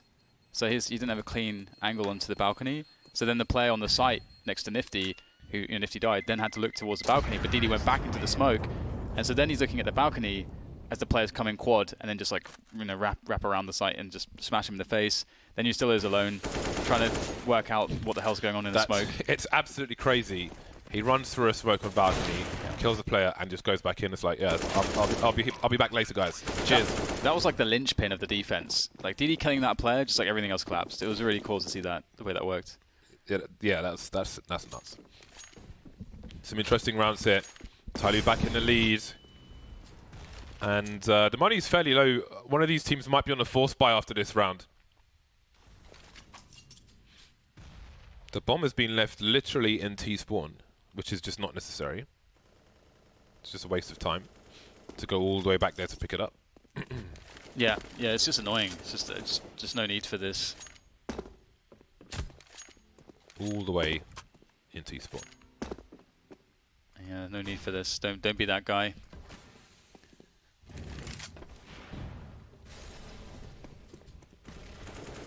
So Bentet will be lurking in the banana position. Ooh! Oh boy. And that is a two-man rotation. Look at the rotation from Renegades. They're going to leave only JKS on the B bomb site. This is panic stations here. And that's a huge frag. Who knows how people might swarm after that. Nifty moving to the short position once again. If he scoped in, then somebody probably heard it. Does he go for the same play? That would be maddening for Renegades. And now Renegades have a problem, because they are two per site. They could be in a 4v2 situation. Jacob has a smoke grenade though. He can redeploy the smoke towards B, and if TYLOO ended up in that direction, that would be a huge problem for the site. And he still hasn't deployed it yet, but the push is coming in towards the A bomb site. So it's going to be a 3 versus 2. Nifty's lost. Azza forced to save immediately. That double peek onto Nifty was beautiful. Like two players just on the same angle, but one sort of on top of the wagon, one below the wagon. Just an instant double peek. That was so cool. And I like how the emphasis here from TYLOO was to keep, just really try to keep those B players on B and try to make a big argument for their third player to go over to B. And it was working, because even the Renegades didn't they didn't rotate the arch guy fully, you could see that they weren't sure, and he was sort of running between positions. He wasn't focused on defending A because it was unknown until the very last moment. And then when Nifty gets double peeked at that moment and dies, there's just nothing he can do to offer help. So that was actually a really well put together round from TYLOO at a very much needed moment. And they are on match point now. It's cool that TYLOO didn't hunt after DD gets that kill and gets tagged as well, because if TYLOO lose this round, they will have a buy for the next round now. Their money is in the right place for the most part. So that's a cool touch. No, I just didn't realize somebody got the kill from Pit onto Nifty. I thought that the double peek was what got them the kill. Timeout from Renegades. And it is forced by Town. Nifty, AWP, no Kevlar. Only had 4,800 in the bank. For the most part, they're at M4s. They've got a reasonable amount of grenades. And they have dominated this CT half for the most part. It's been dominant for CTs in both halves. But it's TYLOO who are at match points. It's their game to win at this juncture. And it's just another example of why TYLOO is scary. You know, somebody was one of the key operatives in the previous round of getting these crazy, awesome peaks and kills. And that just shows you how deep the skill is on the team. Every single person on TYLOO is dangerous. And they will continue to Sorry. They will continue to try to hammer this B-bomb site. And it's not going to work out for them this time. Oh dear. Not like this, surely. What are flashbangs? They've got 5 of them. Nifty has been taken out, and well, I guess it's going to be a 3 versus 4. Is there anybody on the site though? It may take them a while to check, so the bomb plant isn't necessarily guaranteed in the next few seconds. Surely there's somebody on the site. Oh, that is brutal. All right then, Excurate. Does he try to do as much damage as possible here? He has the AWP. They could do with saving this. Oh, actually, they planted a bomb, so they have extra money. So he'll hold on to the AWP. And it's going down to the wire, going down to the last round. So they've had pretty consistent success when they play a default and they go for these A plays. Those have been good, generally. The B plays have had more variance. And the variance is because of, you know, what we saw there. You know, maybe Nifty's there, maybe he's not. You know, if he's not there, then you get opportunities. If he is there, then there's problems. So, you know, Nifty showing himself there every so often does make you have to expend more utility perhaps and flash the way that you flash the angles and so on and so forth. But in that situation, actually, a double nade onto the corner would have been very strong in dealing with Nifty. But you don't always see that, and unless you know the AWP's out, you don't necessarily want to waste or use the nades on that eventuality. So there's a lot of decisions in that sense to be made. But I would expect to see a default into an A set piece from TYLOO once again, depending on also how much somebody can get if he's to go apartments again. He's been doing good work there pretty consistently, so. But Renegades bring themselves back into this one. Looking for that overtime. Nifty, oh, that is gorgeous, that boost. Where you going, mate? Perfect.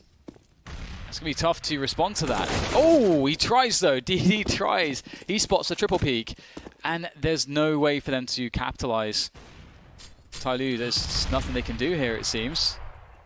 How do you get yourselves out of this one? This looks like overtime to me.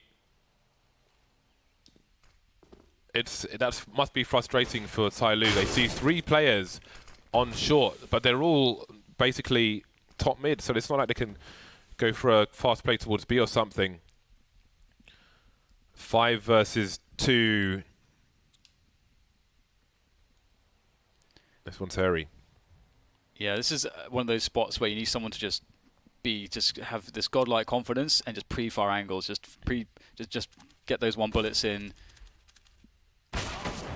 That's a good start. 40 seconds to go. They're in CT spawn, so that does give them some opportunities. Captain Mo's trying to get a pick here, so trying to capitalize on any panic from Renegades, but Renegades realize they can just sit in their positions on the sites.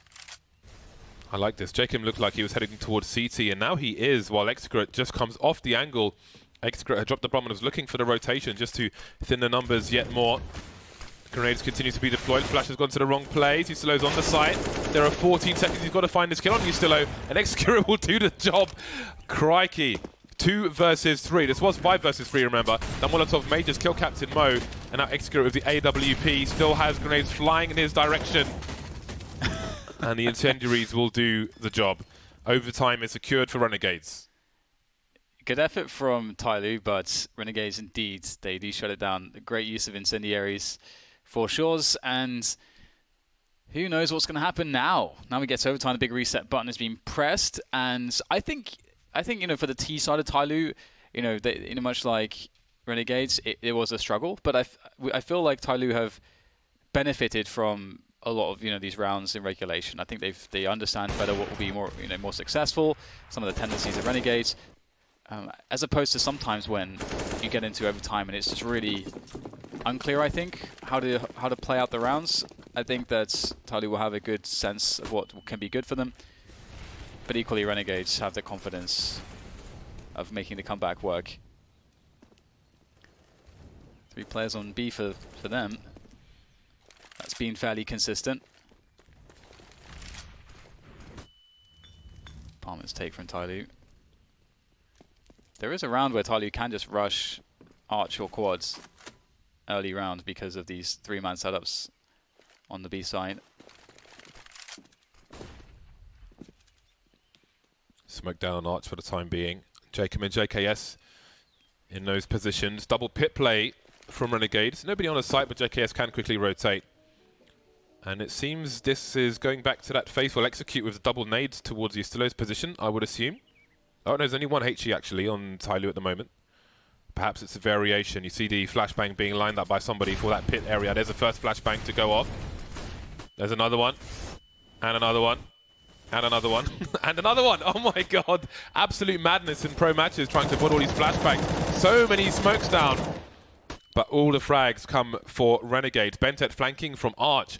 And everybody's going to be focused. Apart from Jacob. He's ready. And that's going to be a really nice round for Renegades. Only one player lost.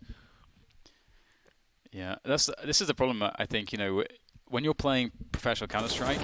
So, well, okay, when you're playing Counter-Strike, for the Ts, you're trying to make it as hard to understand where you're going to attack as possible, so that the defense is as weak as possible because they don't know how to defend it.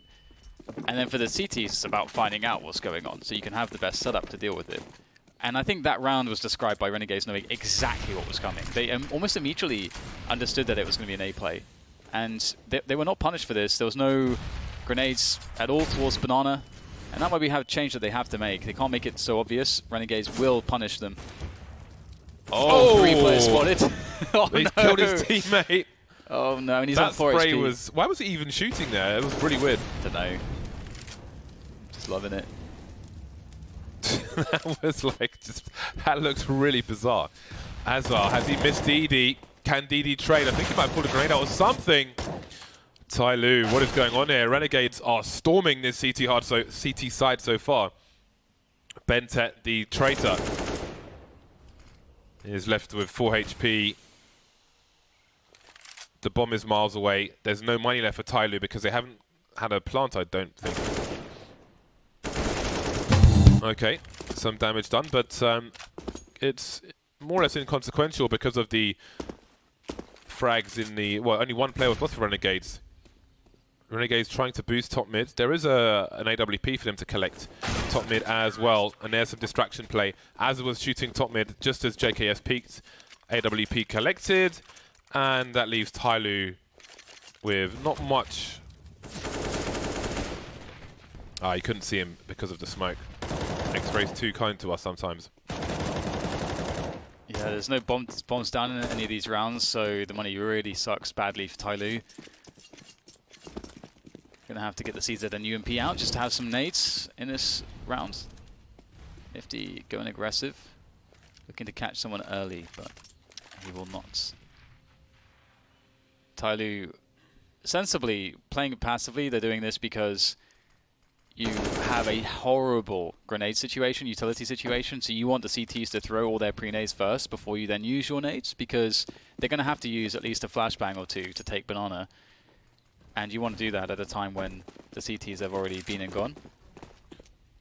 And they will move up. And actually, Renegades are playing so passively, they have 0 information on the map right now. There is a window of time where they can hit the B-bomb sites, TYLOO, and Renegades will have 0 warning. Well, you still have spotting in balcony this entire time of Azza holding a pop flash in case anything was seen, which would have been interesting, but indeed, TYLOO.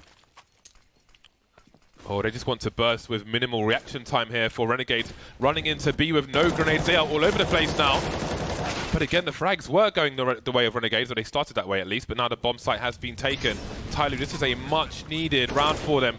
They can't go 0-3 in the first half of overtime here.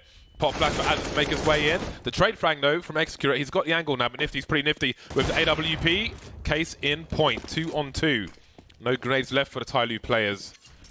Somebody with a unusual angle, unexpected angle, peeking perfectly as Nifty reloads the gun, goes wide for it. The pre-fire won't be enough to take out Bentet. One round, much needed for TYLOO, but Renegades, you have to say, have the advantage now. Not just in score, but in momentum as well. Yeah, I think so. That said, you know, TYLOO, they had an 11-4 half, I do believe, with this CT side of theirs. So it's going to feel like whatever was working on the T side for Renegades eventually for them to, you know, bring about some rounds. That's probably going to feel like it was a very long time ago, and I'm not sure if, you know, if they are going to easily be able to recall what was very successful. But we'll see. Now as the round begins. Nice bit of damage from that HE from Mo, and Jenkins down to 77. Potential boost here for somebody as he goes over the top. And TYLOO were fairly good at clearing these positions. Making a lot of noise here, and Renegades are uninterested in the banana area for the time. Pretty decent timing on control of top middle, but that is because they sacrificed anything towards banana. And once again, TYLOO now, you know, they can have stacked 4 towards A. So one of the mistakes that was made here by Renegades, TYLOO are also able to punish. DD shutting things down or trying to. Still a man advantage. Gets even better now. Nifty has a lot to do. The flashbang will work for a time.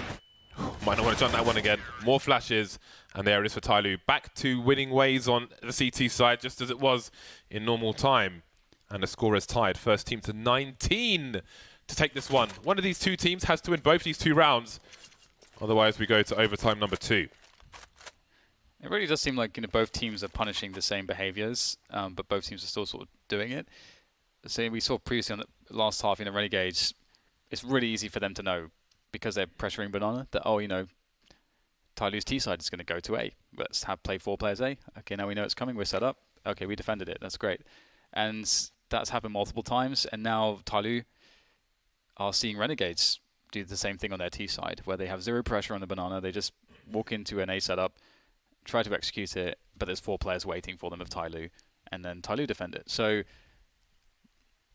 it'd be good to see some defaults just to obscure information. Just take away banana before going for that A play. Maybe leave a guy towards banana to play the lurk, or allow you to double back and, you know, fake the A push and actually go for the B push. Some of those mixing basics. things up now with the 2 AWPs, Execurate and somebody, both on the B bomb sites as well, at least for the time being. Perhaps for grenade usage, Execurate looks to be rotating back towards A now, as banana is secured, as it almost always was in normal time for TYLOO.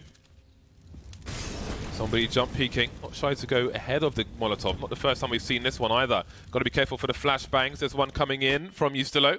And now somebody's in an awkward situation. Giving Renegades an advantage. Bentet will trade, but he can't stand there and fight all these T players. Execurate rotating. There's no flash for Execurate to throw into the pool position. So he just needs to go in there with this AWP. Go for a fast shot. That's perfect on JKS, but Bentet will get traded. Yeah, Bentet did pretty good up until that point. Did get some damage. JKM going down to 34, and Execurate posting up behind the coffins, waiting for the plants. Oh, nicely done. You rarely see that actually connect. That's fantastic. He lined it up before the smoke was coming in. He knew what was going to happen. And that's a 3v2 for TYLOO, and they need this round desperately just to equalize. Can they get it? Nifty waiting on banana for the flank from DD. This is going to be a hard one for Renegades to hold, but it is doable. One flash from DD. There it goes. Nifty expecting him now. DD has to go wide. The jump peek's there. Does he go wide for it? Nifty trying to reposition. Both pre-firing, but this bomb is ticking. Both CTs on the site now, suggesting a smoke diffuse, and it's a very quick spray from Nifty. 2 headshots from him. Game point for Renegades. So there's money for TYLOO, though. They did win that previous round, so that's going to keep them out of safe territory, or, you know, well, not safe territory, but force buy territory. And there was a pretty strong chance that TYLOO could have held this. I think it's that Bentet didn't have a smoke. I think that's what made it really difficult. Renegades, can they do it? Can they get themselves over the line for that third map? Press that big reset button. Because this has been a hard-fought game for both teams. This has not been easy at all for anyone involved in this one. Somebody on the cubby again. Renegades looking to burst. There's a smoke. Somebody, what is your plan with this smoke grenade? This seems a brittle setup. I don't like what I'm seeing right now. How many frags are you expecting to get from this position? Oh, that is so cheeky. So it seems he did not expect Renegade to be pushing immediately behind that, and he would have a chance to get a sneaky frag. They would assume he wouldn't be there. So he took some liberties. Now what will we see? Will there be a jump peek? Oh, Jacob walks straight into the angle. And the smoke grenade has been deployed. 40 seconds on the clock here. Bentet is on the B-bomb site as well. He has another smoke grenade. And Renegades will be forced to rotate, just like in that eco round. Somebody getting aggressive again. What's the timing going to be like? Oh, there's JKS! Falls back to the arch position. Needs to make his way to the site there because the push is coming in. There are 20 seconds left. The counter flashes are all over the shop. Renegades getting stuck on that short position. Has Didi been spotted? He's got a UMP. 12 seconds for this bomb to go down. Teammates running distraction. Now there are 8 seconds and TYLOO has to get to site to help his teammate. They were so close to the bomb not going down at all, but they've made it a 2 versus 2. HP really weak for Azza in the pits, but he's going to play headshot position, so he will mitigate that with it. And Bentet, he's got so many spots to check. He thinks there could be someone in the site. He's checking everything, but there's no time to check everything. Azza will take him down. There is an incendiary actually for Excurate that could be useful. He will go for the white peak though, successful. But where's the next player? He has no idea he's behind by quads. And Excurate, he suspects it, he spots it. The flick comes in, the time is against him. Oh, he goes for the play, but he can't get the spray, and that's going to be TYLOO to take it over the line for Renegades. A hard-fought, arduous journey for Renegades on Inferno. It looked like it could have been a repeat, but they stopped it from being a repeat, and they took it down for a third. Oh, that was so close to a second overtime. TYLOO there, they had a player on the site to try and stop the bomb from going down. And even in that last duel, if he doesn't go to the left and block his own view of the box, who knows who wins that duel, but Renegades just about scraped through Inferno by the skin of their teeth. Almost literally, we go to a third map. It will be Catch, and it's coming up after the break.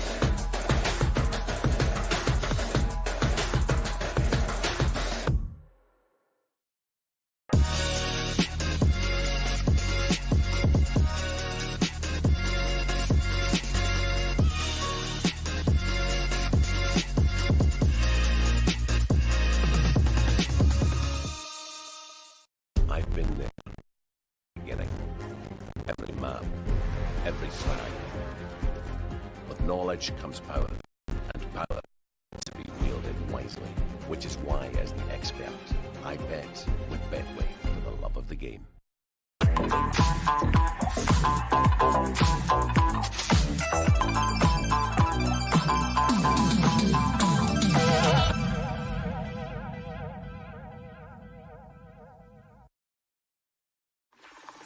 Let's talk about hubs.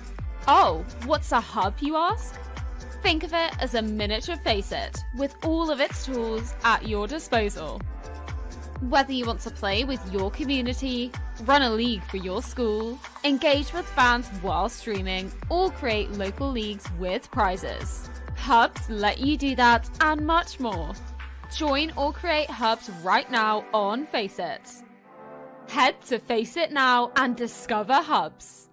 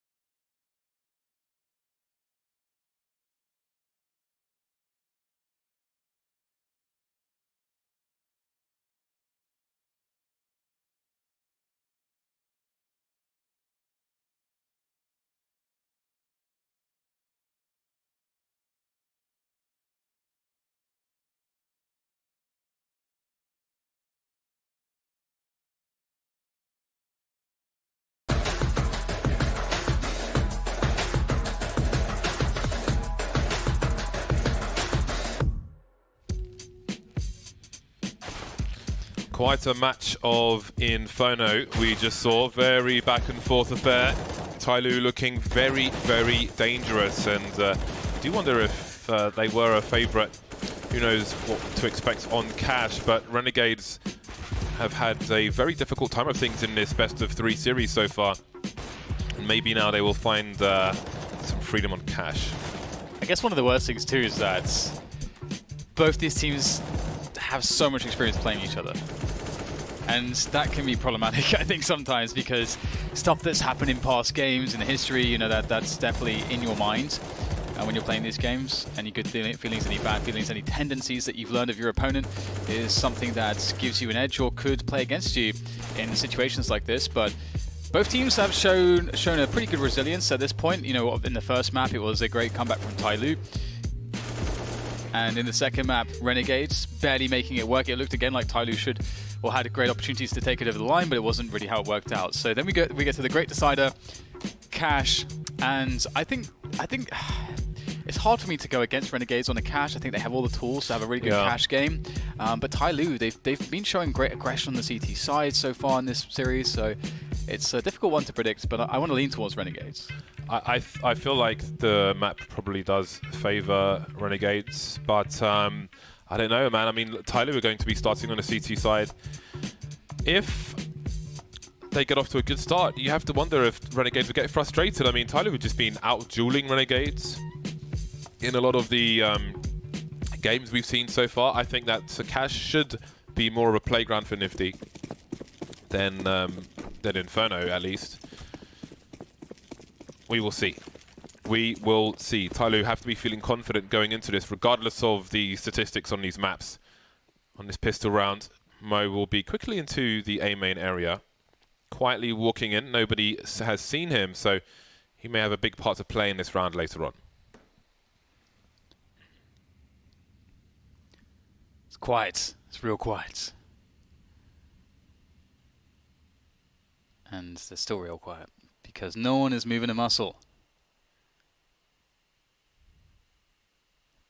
This play from TYLOO into the lockers is potentially very dangerous. If Mo can get a couple kills there, that's going to kill the push dead if they actually go through there. But they don't. They're not going to be touching the A main. They're going to make it look like an A play.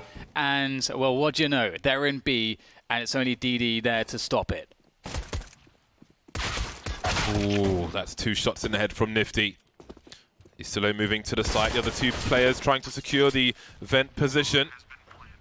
Oh, yeah. He did some damage to himself with the HE grenade, but as long as the round is secured, it is inconsequential.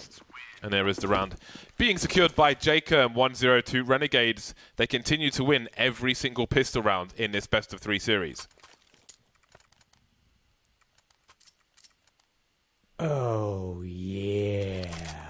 Well, Scouts is out. Nifty loves himself a Scout. And he's been pretty good with it. TYLOO, wonder if they can find any sneaky things to do on the pistol round, on this save round. They've smoked off the mid-warehouse. So that is all really going to raise alarm bells for Renegades. They have to be suspicious now of like a stack in middle. You know, why would there be a smoke there? Now there's another smoke in the mid-warehouse again. So, and somebody has a smoke too, but he's playing B. So TYLOO will finally actually push a player close to this smoke. Bentet is there, but if Renegades decide to set foot into middle, they are they're very aware that someone can be in these positions now, close. Seems they wonder if there could be a boost. Oh, that's a clue for Bentet. He's got to move away before that starts to clip him. That will be some sound cues for Renegades. But this is wasting a lot of time, hence the HE grenade. Lovely stuff. They will look to eliminate Bentet now, surely. But they have to make sure they're not being baited. And they got baited so many times on Inferno, so many times, that they will really wonder. 35 seconds left. B has been completely abandoned. All the smokes have been used. But those are 2 very important frags for Renegades moving forward. DD by the forklift, trying to... Oh, Azar should go down for free. He will. The reload won't come in time, though. And 19 seconds to plant this bomb. Renegades finish off the job. Only losing one player. Yeah, it's a cool idea from TYLOO. They were, like, what they were trying to do there, we could see from how they were managing their setup, was they were throwing that down that smoke and trying to take away middle and force Renegades into playing into B, where they then put the stack. But Renegades were not going to allow that position to be conceded. That's a pretty nice nade, and it seems like it only got the kill because somebody gave an assist, so not sure how that happened. Was it a knife or whatever it was, but it won't really matter too much. These pistoling players will all be eliminated, and the round will come to a very quick finish, which is, as we like to see in these nothing rounds. Double ops immediately. Excurate and Captain Mo. That's going to be fun. They both have very good spawns as well. So if they want to get into aggressive positions, then somebody has to make sure he doesn't block. Of course, somebody, in fact, will be knifed by one of his teammates. Again? What's all these knives? Immediately. Like, he got immediately knifed. Get out the way. Pop flash being thrown into A main. Meanwhile, we've got smoke grenades towards the B area. Does Mo jump on the platform? I think he may have wanted to, but the Molotov is still going behind it. And now he can't really do so, and he may feel trapped. DD can flash for him, pushing through the smoke, and let's see, JKS now jumping Mac 10 play. That will take those positions away. Two TYLOO players outside the B-bomb sites already. As with 16 HP, JKS collected at AWP. We've seen some sniping from him already in this tournament. He seems quite capable. How is this retake going to work? One flashbang on Excurate. In it goes. Applying JKS, but TYLOO, they need Renegades to give themselves something. That is quite a peek from Bentet. There are no kits though for these CT players. Is there one on the site? I think they've got time. That looks really difficult. I thought they were probably going to run in and just get eliminated and lose everything, but here they are winning the round.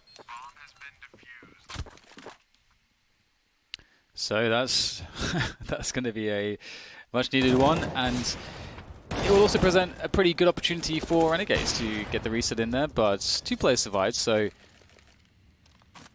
Oh, that's actually a drop, I think, so only Excurate has anything left in the bank. Renegades with ample opportunity in this round to make their dreams come true. And that would be to reset the economy of TYLOO. There's a quick pop flash, but the Molotov from the T's will stop that pop flash play. That's really cool to see that. That might be more effective than having a player play anti-flash as you come into the A main area as the T's. It's normally how you would do it. You throw a flash yourself and then have someone playing anti-flash.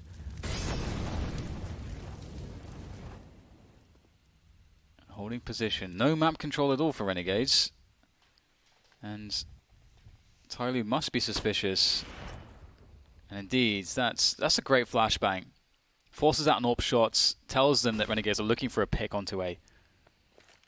Here's the delayed mid-take coming in now. Nobody close this time for the CT side. Bentet just having a look. There's a smoke from Excurate, but Renegades are already boosted, so they won't be too concerned with this. Bentet now has a new focus. You can see the roller shutter blocking him from Jacob's position, and that is a costly one. 35 seconds, DD could try to trade. Where is Nifty going though with the bomb? He's in T warehouse at the moment. Now the split is potentially on. Two CTs in A. Azza has opened the door, and he can be a nuisance and entertain these players. Mo has much to do with this AK-47, but there are 20 seconds on the clock. Renegades are playing this really slow. If the bomb gets dropped on the way, this could be a disaster. The Molotov is absolutely perfect. The flashbang coming in as well. There's 10 seconds for Renegades to plant this bomb, and they're still not pushing just yet. Mo faces, though, he's the only man on the site. 4 seconds, 3 seconds. There's no time. Oh my god. How has that happened? Why did they take so long? Why did they take so long? Oh my god. They had Azza in Squeaky to offer effect towards the A site. They're just standing there. I don't know what to say. I don't know what to say. That just shouldn't happen. TYLOO TYLOO were given that round, really. They were absolutely gifted that round. Oh god, that's a very tilting one, honestly. Let's see if Renegades can get themselves back into shape here. Quick kill from Bentet. If TYLOO were to convert on this round, that's going to be horrible for Renegades. Oh, don't go back into mid. Got himself an AK, pretty dug in position in the mid warehouse, and he's cut off the bomber from his reinforcements, and that isolates JKS with that bomb. This is so weird. And JKS has to effectively just win his way into the B site now if they want to plant, or he has to go back and kill the player in useless. But that's difficult as well, so you might as well just try to win the bomb site, and he's going to go forwards and try to do that. He's going to find himself a quick one, and JKS wins the 1v1 on the B site. So now there's a chance, but the flank comes in from somebody, and this could, if the timing works out, already seal the deal here for TYLOO, but the timing needs to be perfect. He's waiting for the bomb to be planted, I think. Oh, he's found a perfect timing, but he can't get the kill. Now down to DD as he comes in from the high ground. There's the peek for information from JKS coming in soon, or maybe not. DD has actually... Oh, boy. What a bizarre round of Counter-Strike. Yeah. That was like... And I think that might be part of the issue here for Renegades, is there's unconventional things going on there. That was so weird. I don't think JKS... he felt trapped, but I don't think TYLOO knew that he was there with the bomb. Somebody felt trapped because he can't go back into mid after making his play out of mid. He doesn't know if people are in useless, outside B, into warehouse, towards main, so he smokes himself off, and then it just absolute madness ensues. And now maybe Renegades are... Well, they are arguably in a stronger position because TYLOO have no money. They're at the bottom end of the loss bonus. So despite messing everything up over towards B earlier on, now they're in an even stronger position to get a nice lead here on this T side. Yeah, and there is the justice that in that last round, TYLOO could have prevented this situation completely. As you said, it was so strong for them. It only works because there were two 1v1s won in isolation by Renegades, so the individual skill was really there in the right timing for them to stop that, but it was a heavily favored round for the TYLOO. So 5-2-2 now for Renegades. They start off well on the T side, and it's crazy. They've won every pistol, right? Yep. Every single pistol. TYLOO got to step up that pistol game. How would this series look if some pistols had been won for TYLOO? Yeah, who knows? I mean, it might be over already. In fact, it probably would be, right? Judging by some of the scores. All things considered, yeah. You never know, though. CZ's out for the most part. Here for TYLOO. TYLOO. I like saying TYLOO in a Cockney accent. JKS holding outside B. While his teammate engages. Bait and switch. And that is enough activation for him to go for it. Mo unfortunate, well, unlucky there, I would say. And let's see. TYLOO being active now, accurate. Pushing through Squeaky. Azza is waiting outside A. I love Azza's position, where he is right now. Oh no, it's too late now, he's gone. Okay, Azza. Quick, Azza. So this wall to the left, if you're just hiding here, it's so cool to cut off rotations because you can quickly see into T warehouse, quickly see towards Squeaky and main. Good place to save, but also if you are lurking and your teammates are making a play towards B or whatever, just can be a strong position to hold. Bentet now alone. You can often find me there, hanging around. Hansel. It's a strong first name. Reminds me, the only Hansels I can think of, beyond obviously the obvious Hansel and Gretel, is Hansel from, oh god, what's the movie with Goonies. No. Oh, the movie about modelling, male modelling. I don't watch movies about male modelling. Oh god, what is it? It's really famous comedy. Zoolander. There we go. Thank you, production. Zoolander. Thank Should God. have left him hanging. Have you seen Zoolander, James? I have seen Zoolander. I knew you would have. So you knew what it was all along, didn't you? No, I didn't know. Oh. I don't know anything. I don't remember anything. You know that. I couldn't remember that. Mo with the flashbang into position. There should be something for him to find here. Going fishing, but it will be DD that catches, or gets the big catch. Onto 2. Mo not afraid to take a duel. He's in a precarious position. With the player in the checker's position, he doesn't even need to fight to the death there. Does not need to die on that hill. 5 versus 3. And things continue to get weird. Renegades waiting. That spray from Bentet. Oh boy, he just ducks at the absolute wrong time. JKS is so unlucky. I feel like the way some of these things have been going for Renegades, he's got to be frustrated, but JKS is cleaning up now, and he's given his team a man advantage. 49 seconds, still 1 CT on both sides. Excreta doesn't really know what's going on. He's got the AWP on A, and that seems to be where Renegades are headed. Oh, how about this for an angle?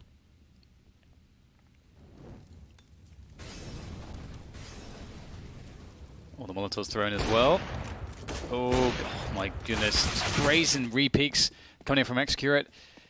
Kind of has to, as he's in the door position. As soon as he reveals his position, they can shut the door on him. It can get really weird. And that's really going to be it seems.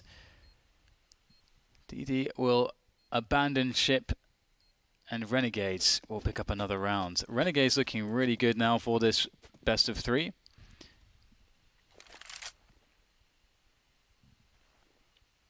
TYLOO struggling.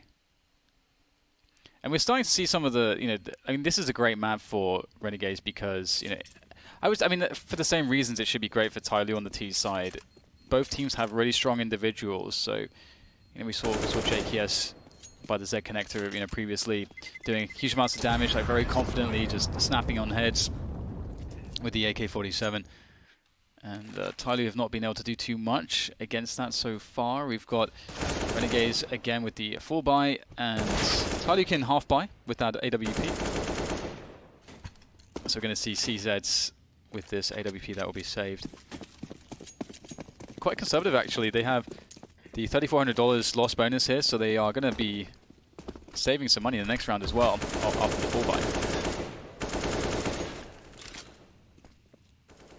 Aggression from TYLOO in the main position. You can see the AWP is set up there now. I don't know how much of that repositioning, or that positioning rather, Azza heard from his position.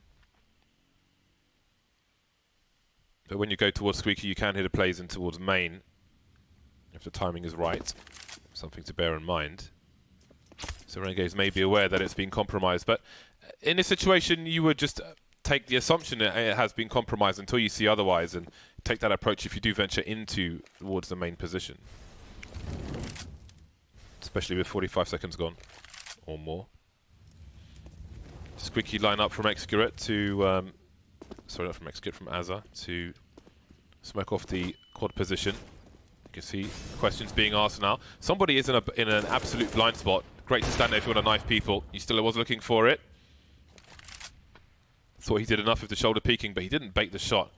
Now, in this situation, you would often have the sniper rotate, but Azza is keeping him in situ with a door opening and a smoke grenade, but Excurate is ignoring that. Gets the kill regardless, but the B-bomb site has been taken at the same time, and now it's down to Excurate surely to save the AWP. Still heading towards, but with Bentek going down, I mean, maybe they could have looked for an opportunity, but now it's time to save the sniper rifle. And yeah, this is looking really bad for TYLOO. Yeah. Yeah, really, really bad. Super bad. Very bad. So 8 rounds for Renegades coming up. And with the AWP save, if it's successful, there's so much money here for Excurate, which will be left over.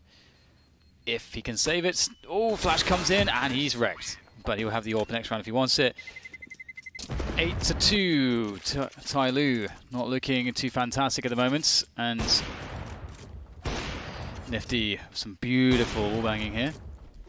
Boom, in the corner, in straight the face, baby. into the corner. Man knows his wallbangs. Good prediction. All the money spent by TYLOO once again. Double AWP sounds again. Renegades looking for B aggression. They know TYLOO have to mix things up. maybe they will get the B aggression. JKS to close the distance. Oh, this is surely favourable for Mo, and he picks it up. 5v4 quickly now for TYLOO with a very weak JKM. Renegades will have trouble closing this round down.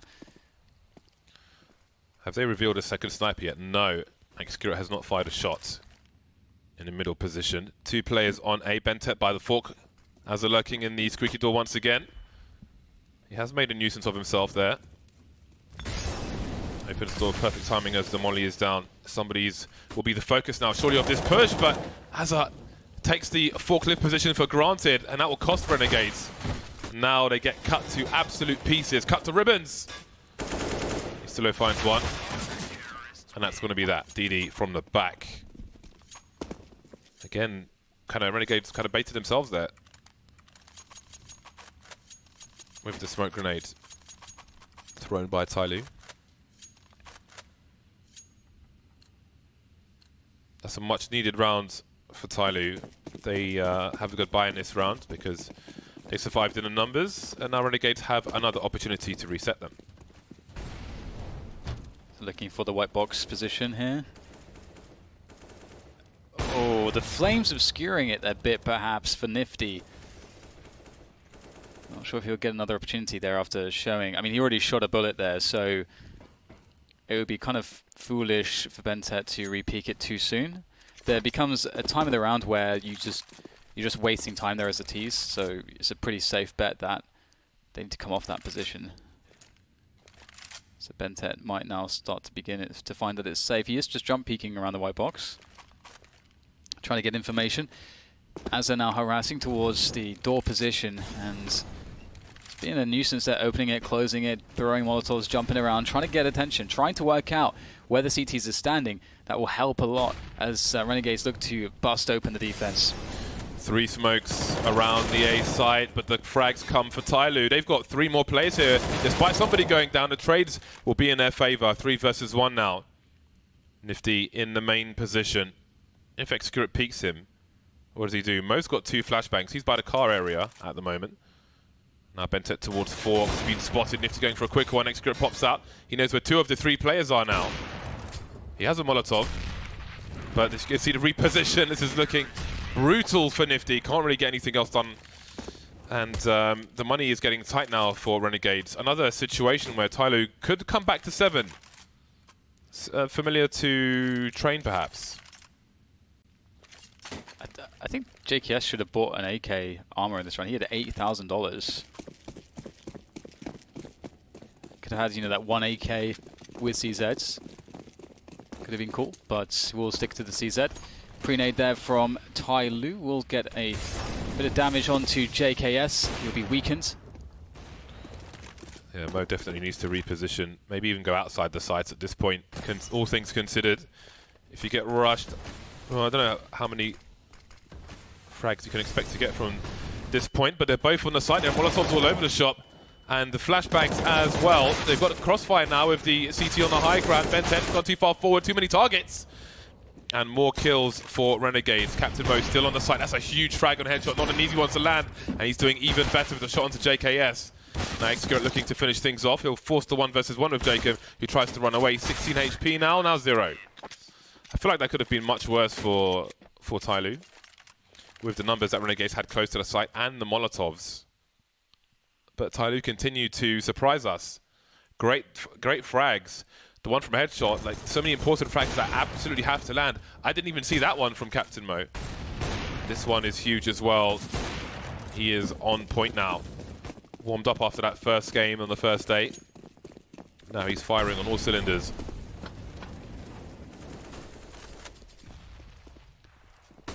TYLOO with a forward setup here on the storage. Not looking to go too aggressive with it though, just looking to support Mo on a deeper peek towards Sunroom. And there's only 1 man there for Renegades.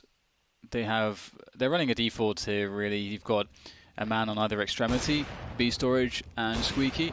3 players around the boost position, and that's Molotov will of course deal with any CTs that could be trying to just wait with a counter boost, which is really devastating if you don't expect it. And so they've they've definitely understood that that's not the case now. The Molotov will do that job, and the delayed mid-take will begin to come in. And they've left, they've abandoned the squeaky position, so we expect now a B splits to be the round here for Renegades, I would say. Did they actually go over the boost? Okay, they got one guy up there. Ooh, that's a nice frag. 37 seconds remain for Renegades. Bentet's been picked off now. 3 players remain. Somebody has a smoke grenade, but he also has Execute on the AWP, so it may be more important to keep things open, as awkward as it looks. Smoke's being deployed, and Execute going to the fork with the AWP. Oh, he's missed the first shot. Will he get a second opportunity? He will, but that is brutal for TYLOO. That leaves Mo alone. I was a bit worried for Renegades there. They had a round where the B split would have been really good, and it was also by far the shortest distance to a bomb plant versus A. And I think because they got a pick towards A, that they sort of made a call on the fly and said, okay, let's hit A instead. And it was pretty tight timing-wise. You know, if Execute gets a couple kills in fork, I think he got 2 or 3 shots off. Definitely gets a bit scary, but Renegades hold it down 9-5, and the buy for the last round sucks for TYLOO. And another slow round from Renegades where they just tried to keep things under control. Crisscross smokes. Not perfect, actually a gap on the side, but somebody's playing in front of them. And he's going to run out of position. Spray comes in. Continuation damage onto Justillo. Unsuspecting Justillo. He just wanted to turn the corner. He's getting wrecked. And here comes DD with the UMP. How's he got there? JKS is behind him. Absolutely crazy again. Execute makes a play through the vent. The vent's a bust already. Justillo's in the red. He's got a teammate with him, but Justillo goes down. Execute did spot the second play to pre-fire there. Ooh. Oh, that's beautiful. And it's the bomb. JKS on the site like, hey, I got the site, guys. And there is round number 6 for TYLOO. Carnage in that first half. What a weird round. Not the first one that we saw in that half either. Absolute madness. So Renegades have won 5 of 5 pistol rounds. Will they win 6 of 6 pistol rounds? It remains to be seen. TYLOO, if they were to win their first pistol round, obviously it's going to go very, very far in helping them equalize, but the trend has not been them winning pistols so far. So we got a lot of flashbangs here from the CTs, and the kid onto Azza. Only nifty with the smoke, and it looks like TYLOO will go B. So only one potential retake smoke here for Renegades to play with. In go the smokes. Towards the smoke. Yes. Missed everything. And he got shot in the face through the smoke afterwards. Just to add insult to injury. Could this be the first pistol round for TYLOO? 1 of 6. This is the smoke grenade for Checkers being lined up. Bounces off the side of the wall, and there we go. And then there are some more grenades in the other direction. So far, so good for Renegades, although it's starting to get worse. Oh, look at the kill feed. It's like a free-for-all deathmatch server. TYLOO have won a pistol round, Dan. Yeah, and it couldn't have been in a more important time. It's the last half. It's the last map of a series. And it's going to be a scary one for Renegades, because there's been so much precedent now that everything can just be taken from you. Any success you have, any glory, any positive vibes can just be eliminated by the opposition in a series of grueling and momentum-sapping rounds. But maybe the pistols will do the job. He's still in a good position to potentially get an early advantage here for his team. Is there a flashbang? Azza has 1, but they're going to push without using it, it seems. Azza's the only guy with a flash. Well, the flash is gone now. Surprised they didn't use the flashbang. Okay, that's the bomb site, so the round is over, basically. The bomb can be collected and taken to A. Is JKS going to pick up a second AWP, I wonder? He has $1,000 in the bank. Nifty with 1,500. Only time will tell. Jacob and JKS perhaps repositioning for some exit frags, trying to steal a weapon away. Here is one more eco to come. Jacob's in that position that I was talking about previously. So as Ts are exiting the A site, like DD for example, Jacob is in a strong position. That's one way to deal with it though, by going very, very wide. Well played by DD, the god of eco frags. Absolute monster when it comes to eco rounds. Do you see, I think it was 016, they released some stats, like who has the most ADR in like last like 500 games or something like that on LAN for in eco rounds. Do you see that? No. It was, I think Scream was at the top there. I think Jakin was up there as well, if I recall. I'll check that out afterwards and show you. Very, very good Twitter account to follow for statistics on Counter-Strike. 016. This is interesting. I want to see TYLOO go to A. I want to see Carnage, Bedlam. Look at that. How will they spread with these USPs? This is a $200 round.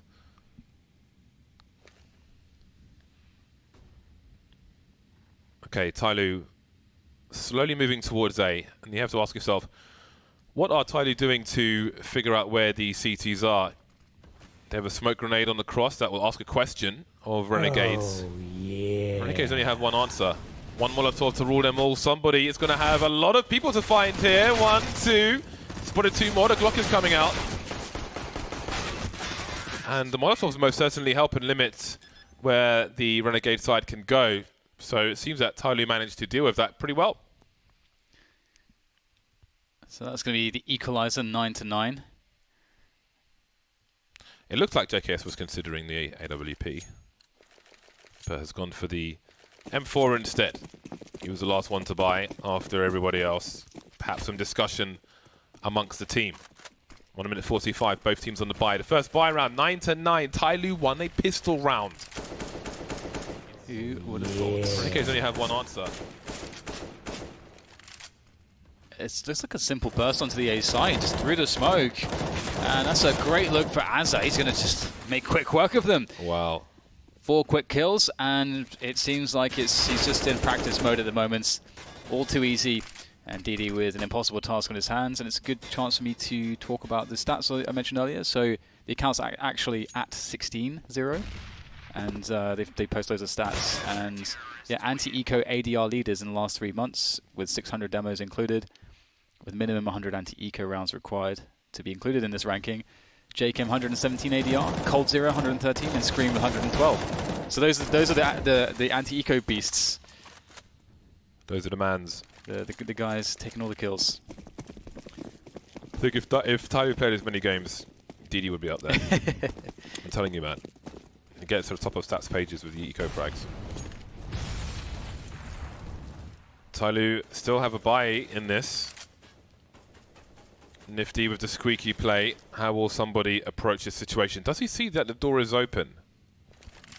I think he might have. I guess from his angle, he can actually check and see that the door is open before he sees Nifty, because Nifty is standing in the doorway. So there is some info for TYLOO, but what can they do with it? If Nifty's in that position, well, it seems somebody's just going to wait at this angle. How far is Nifty going to go? Does he think nobody's here? Surely he doesn't check somebody's angle. Surely not. Or maybe he will. Hello! Somebody ready for it. And that's one to check on the demo.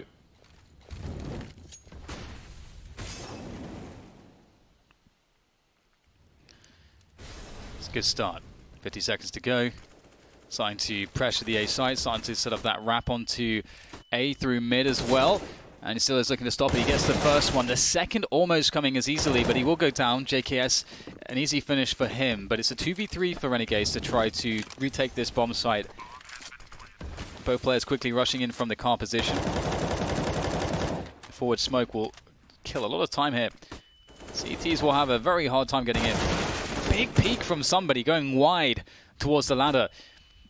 And that will leave JKM alone against 3, and he's not going to be too successful here. He's going to fall back into somebody. Bloody hell. He was just, he is savage, just going for the kills, doesn't care. Dude, TYLOO and AKs, man, it's a problem. It is a problem. They have broken the money of Renegades. And this is a reset. for Renegades.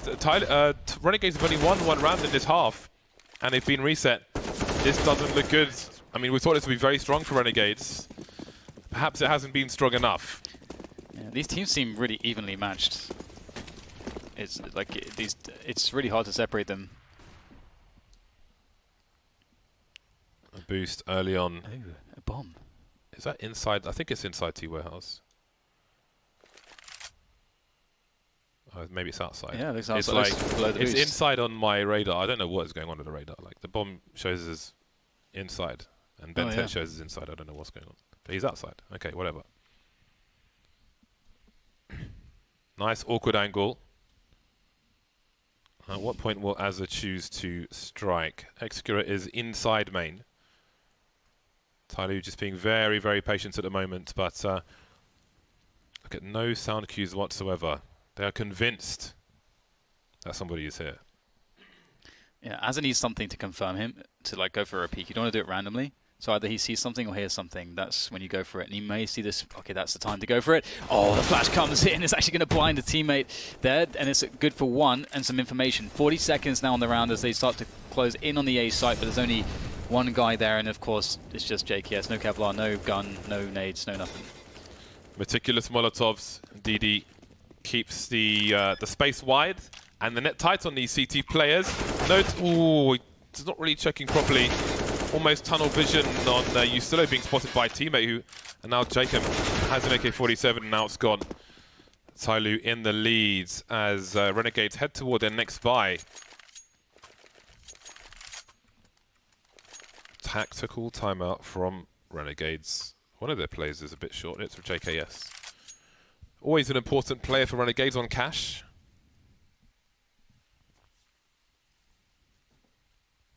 They will feel like they're underperforming, surely. Especially with that timeout loss very early on in cash. Let's not forget about that. That was only round number 5, only to, yeah. Oh, yeah, I forgot about that. Never forget. That was very disappointing.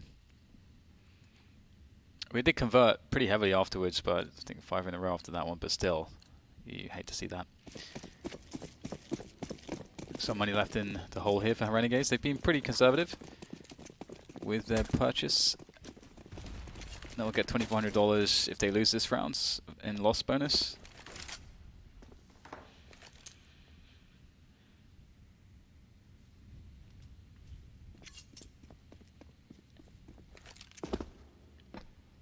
Quiet. No birds on cash. Yeah, they should put some birds on It's that cash. radiation, man. They should get some birds in there. It's that radiation, bro. Just get some mutated birds in there. Resident Evil type birds. Do they have like zombie birds in Resident Evil? I don't know. I didn't really play Resident Evil too much. It is. There is. Yeah. There's definitely other maps that have a lot more ambient sound. That's for sure. There's not even any whistling of any wind or anything like that. There's no draft. Just dead quiet. So maybe they've got the falconry going on to keep the birds away. It's like just like loads of scarecrows just encircling the map, like hundreds of them. So no birds will come near. 3 Molotovs for TYLOO. Somebody has one which will probably go towards the forklift position since he's in the squeaky door. This one, I think, is for the wall cross. I wonder if they'll have the... well, let's see. 25 seconds. TYLOO really playing this super slow. Where's the Molotov? The forklift comes in very late, but DD gets a kill regardless. We've got one player on the box spotted, and the CTs are forced away. But one is still on the site for the time being. As they're standing in the smoke, he wants to stop this plant from going down. 13 seconds as the plant comes in. There's time to cover. Bentet, he baits Azza to come out of the smoke. Maybe keeping an eye on, I don't know, but that's great presence of mind from TYLOO. Playing the clock really slow, but still securing the plant. Nifty going to go for this. The flank is coming in, however. He's expecting it. Somebody poking out. Nifty has no kit. Execura is quite a way away, but he has an angle now. Nifty crossing that angle, but where is the second player? He's at least making it very expensive for these Ts. You see, they even know not to double peek there because they would be lining up and might even shoot each other, TYLOO. So They did really run a clock down there. They're being very, very careful about this. It was somewhat worrisome to watch, but they made it through. And now Renegades come in for their buy. TYLOO call a tactical timeout. Nifty with the AWP. JKS has not bought yet. 6,500. Will they go double snipers, Renegades? Yeah, I think they should. It's always pretty good. Unless they have... I think by default you should, unless you have a plan here to take some map control somewhere. Well, look at Nifty's spawn. He has a very forward spawn, so it's possible he could go for an aggressive play relating to map control. He's tried to go squeaky already, got stuck in a door and got wrecked when he started pushing, but it could go towards B. There are plays to make towards mid as well. And hopefully they can start something off by taking something away from TYLOO. That's a good way to do it. TYLOO have been playing at a really slow pace, generally. So that's something for Renegades to think about. That's the name of the game sometimes. You adjust your opponent's pace and timings, and then that's when they switch up the pace, and that's why it can be so effective. Jaken's going to hear a lot of jumping. Just jump, jump, jump. There from TYLOO. DD watching out for aggressions. It might be... Usually around the 1 minute mark is when teams start to move into middle. That's usually when you expect to see a lighter defense in middle, but Renegades might be a bit committed with that forward position on JKM, because JKS can offer a lot of distraction and baiting for JKM as well, and he can play quite safely from the white box. A re-smoke into the mid warehouse at around the 1 minute mark will be a good timing. This is very slow from TYLOO. And they've used practically no grenades. Excreva has been looking for a B push this entire time. So it seems that TYLOO have been expecting something funky from Renegades, but there are 40 seconds and they're throwing Molotovs towards the vent position. I think that they have waited too long. DD, what is that? The bomb's been lost in the middle position now. JKS is trying to hold it down, but he's going to get wrecked. 30 seconds, 2 players on the A site, somebody lurking towards the door. Where are TYLOO going to go? Excreva making... Which way is he going to go? Az has been taken out. Yustilo's in the boost position. Somebody's on the site, hasn't checked for him, seen him now. 17 seconds for this rotation to come in. Nifty making his way to the car area. The numbers game is here. Yustilo is still alive on the site. Now Nifty delivering kills as well, but it's Nifty alone, 1 versus 2. TYLOO not afraid to play with the clock. Yeah, I was wondering, because there's about 15 seconds left, I think, when he's still engaged. And I was wondering, does he just wait? You know, just wait until you see the bomb at this point. But it's hard to know what's going on. Like, as far as he's aware, the bomb could have been going to B. There's all sorts that could be happening. So he tries to take the kill that he thinks he has. TYLOO cannot for your chronographs. Renegades, their money is in the bin. But their loss bonus is about to get to maximum level. And you start to see chins on fists. This is bad body language. Biting nails is a sign of nervousness. The old fist chin. I know it well. Yeah, this is not positive body language from the Renegade side. It has been a very difficult best of 3 for them, to put it mildly. You know, there's this thing where, like, with body language, was like the idea of biofeedback. If you're feeling like nervous, if you take like a confident position, you're signaling to your brain that you're confident, even though you're not, and it actually helps. Perhaps they need some of that, some biofeedback. Let's go. Make yourself large, like a cat. Yeah. Standing in front of a mirror. They teach for the first time. They teach biofeedback techniques to women who are about to undergo pregnancy or are undergoing pregnancy to help them relax themselves during laborious times such as childbirth right now, which is, I think, for Renegades, this must be quite stressful. Not quite childbirth levels, but right now they don't really have too much to think about. In this round, they've got just a Deagle, a couple CZs. It's going to be quite difficult. And it really sucks when you know there's not much resistance that you can provide to your opponent who's about to reach 14. Some baiting. You can see there's a flashbang lineup, but with the squeaky door open, okay, they're in position, they see nothing. And somebody hears that flashbang, he knows what that means. But now that might speed up TYLOO towards the B bomb site. We're starting to see more activity in that respect as Renegade start to sink towards the bottom of the map. Ooh, Jacob holding the 1D angle. He's halfway there. Now, TYLOO are going to have a 5-man hold here from the Renegade side, but somebody's starting to ask questions of main. It sees that nobody's there. And look at TYLOO, they're rotating away. They realize what's going on. There was a pop flash play, but nobody's in main. Why? Because they've stacked the B-bomb site. This is beautiful from TYLOO. Hey, look, DD, he's going for those eco frags, man. I'm telling you. Thank God. Thank God they understood. They kept the understanding that, you know, we have to have somebody that can get information elsewhere just in case. And this was the just in case scenario because, yeah, they probably would have gotten wrecked going into that stack. Maybe not, but there's definitely a chance. They probably would have got wrecked, in my opinion. Yeah, I mean, yeah. There's a high chance of wreckage. Yeah. And Renegades have one more buy. One more buy, and if that doesn't work, it's goodbye.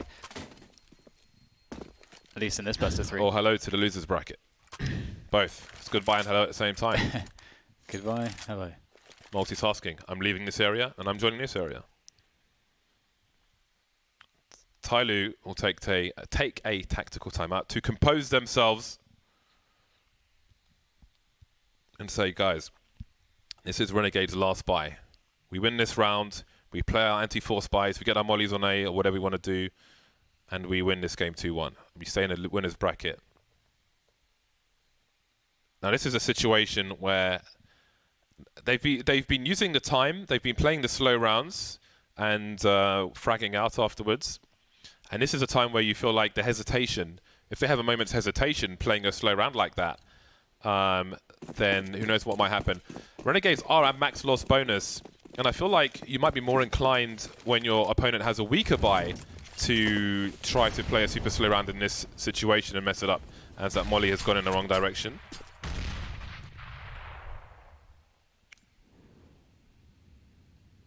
So let's see, they know Renegades will have a max buy, and that may give them the confidence to play the normal game and not have any kind of choking going on. Seems Renegades will have a take of the main position, or try to, but there is a trade from the T side, and that is a wipeout on the A bomb sites. Yes, yes, this is looking like the round is over.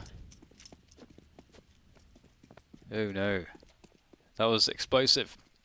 TYLOO secure 15, so at worst there is an overtime, but likely at best there is a 1 series, because especially now that, you know, Renegades are having to save here and there's plenty of time for TYLOO to realize this, there is some good 20-30 seconds to take these weapons out of these CT's hands. If they can do that, that would be enormously impactful. The money here is of no concern for TYLOO. They should really send everyone right now just charging towards where they think the CTs can save. Okay, that's good info. Everyone should start just rushing this down now. They can all die for this. Get rid of these guns. Like, just 1 kill is going to go quite a long way. I feel like could have done some more coordination there for that push to remove those guns, but either way, it's won't matter too much. 15 for TYLOO, 10 for Renegades. It could all be over very soon here for the Renegades if they aren't able to find a way to get back into this one. And again, it's difficult because do you play passively or do you play with an aggression? And sometimes I think if your team is feeling a bit dejected or demoralized, I think the aggression can be nice, because on the CT side, one of the things that really sucks is that you're not able to take initiative, generally speaking, unless you take a big risk to do so. And it feels good to take an initiative. And if you take the initiative, you take away B storage, maybe you get a pick, maybe they're playing a default and there's just 1 T there. That feels really good, and you feel like you're in control. And that's something that Renegades desperately need in this situation. Round number 26. Is this the last round of the series? Renegades have had a number of rounds where they've gone for an aggressive play into the main, and they try to do it again. We've got 4 players blind, but it's Azo who goes deep towards the lockers. His teammates abandoned him, left him to die. Trying to avert disaster, perhaps. He's still playing behind the smoke now. We've got 2 CTs doing the same. There's a boost attempt coming in, or something. Yustilo's got the bomb. One of 2 players remaining. Somebody looking for the rotator. He spotted Jacob from the B bomb site. So Yusilo is isolated and he will die alone. And there it is, 16-10. TYLOO, what a massive series from them. 16-10. They had a horrible start on Train. They won 1 pistol round from 5 and they still take the series. Yeah, you can see how much it means to them. They know that was the hardest series that they're likely going to have to play in this minor, and they came out on top. And one of the beautiful things for me was that in the last couple of rounds, we saw them running a really fast pace. After a good 5 or 6 rounds of a very slow pace, you know, they really understand how to use pacing to their advantage. It's an incredibly important fundamental in Counter-Strike on the T side, and they know how to use it. And Renegades, they couldn't find a way to just... I don't know, they couldn't get back into it, man. It was like a bit like Train, where it's just they kept kind of bashing their head against the wall. From TYLOO's point of view, I thoroughly enjoyed that series. That was awesome. That was my favorite game I've watched of TYLOO. That was super sick. It was great to see the timings. It was great to see the way they would offer. I sometimes talk about like offering a pattern of behavior, if you will, like on Train, when they just abandoned main and waited. They kind of let them have it round and round and round, and when it was game point, they switched it up, get a quick boost in there, get an early advantage, that kind of thing. From there all the way through, it was really awesome to watch from TYLOO, and Parler is on the floor with TYLOO now.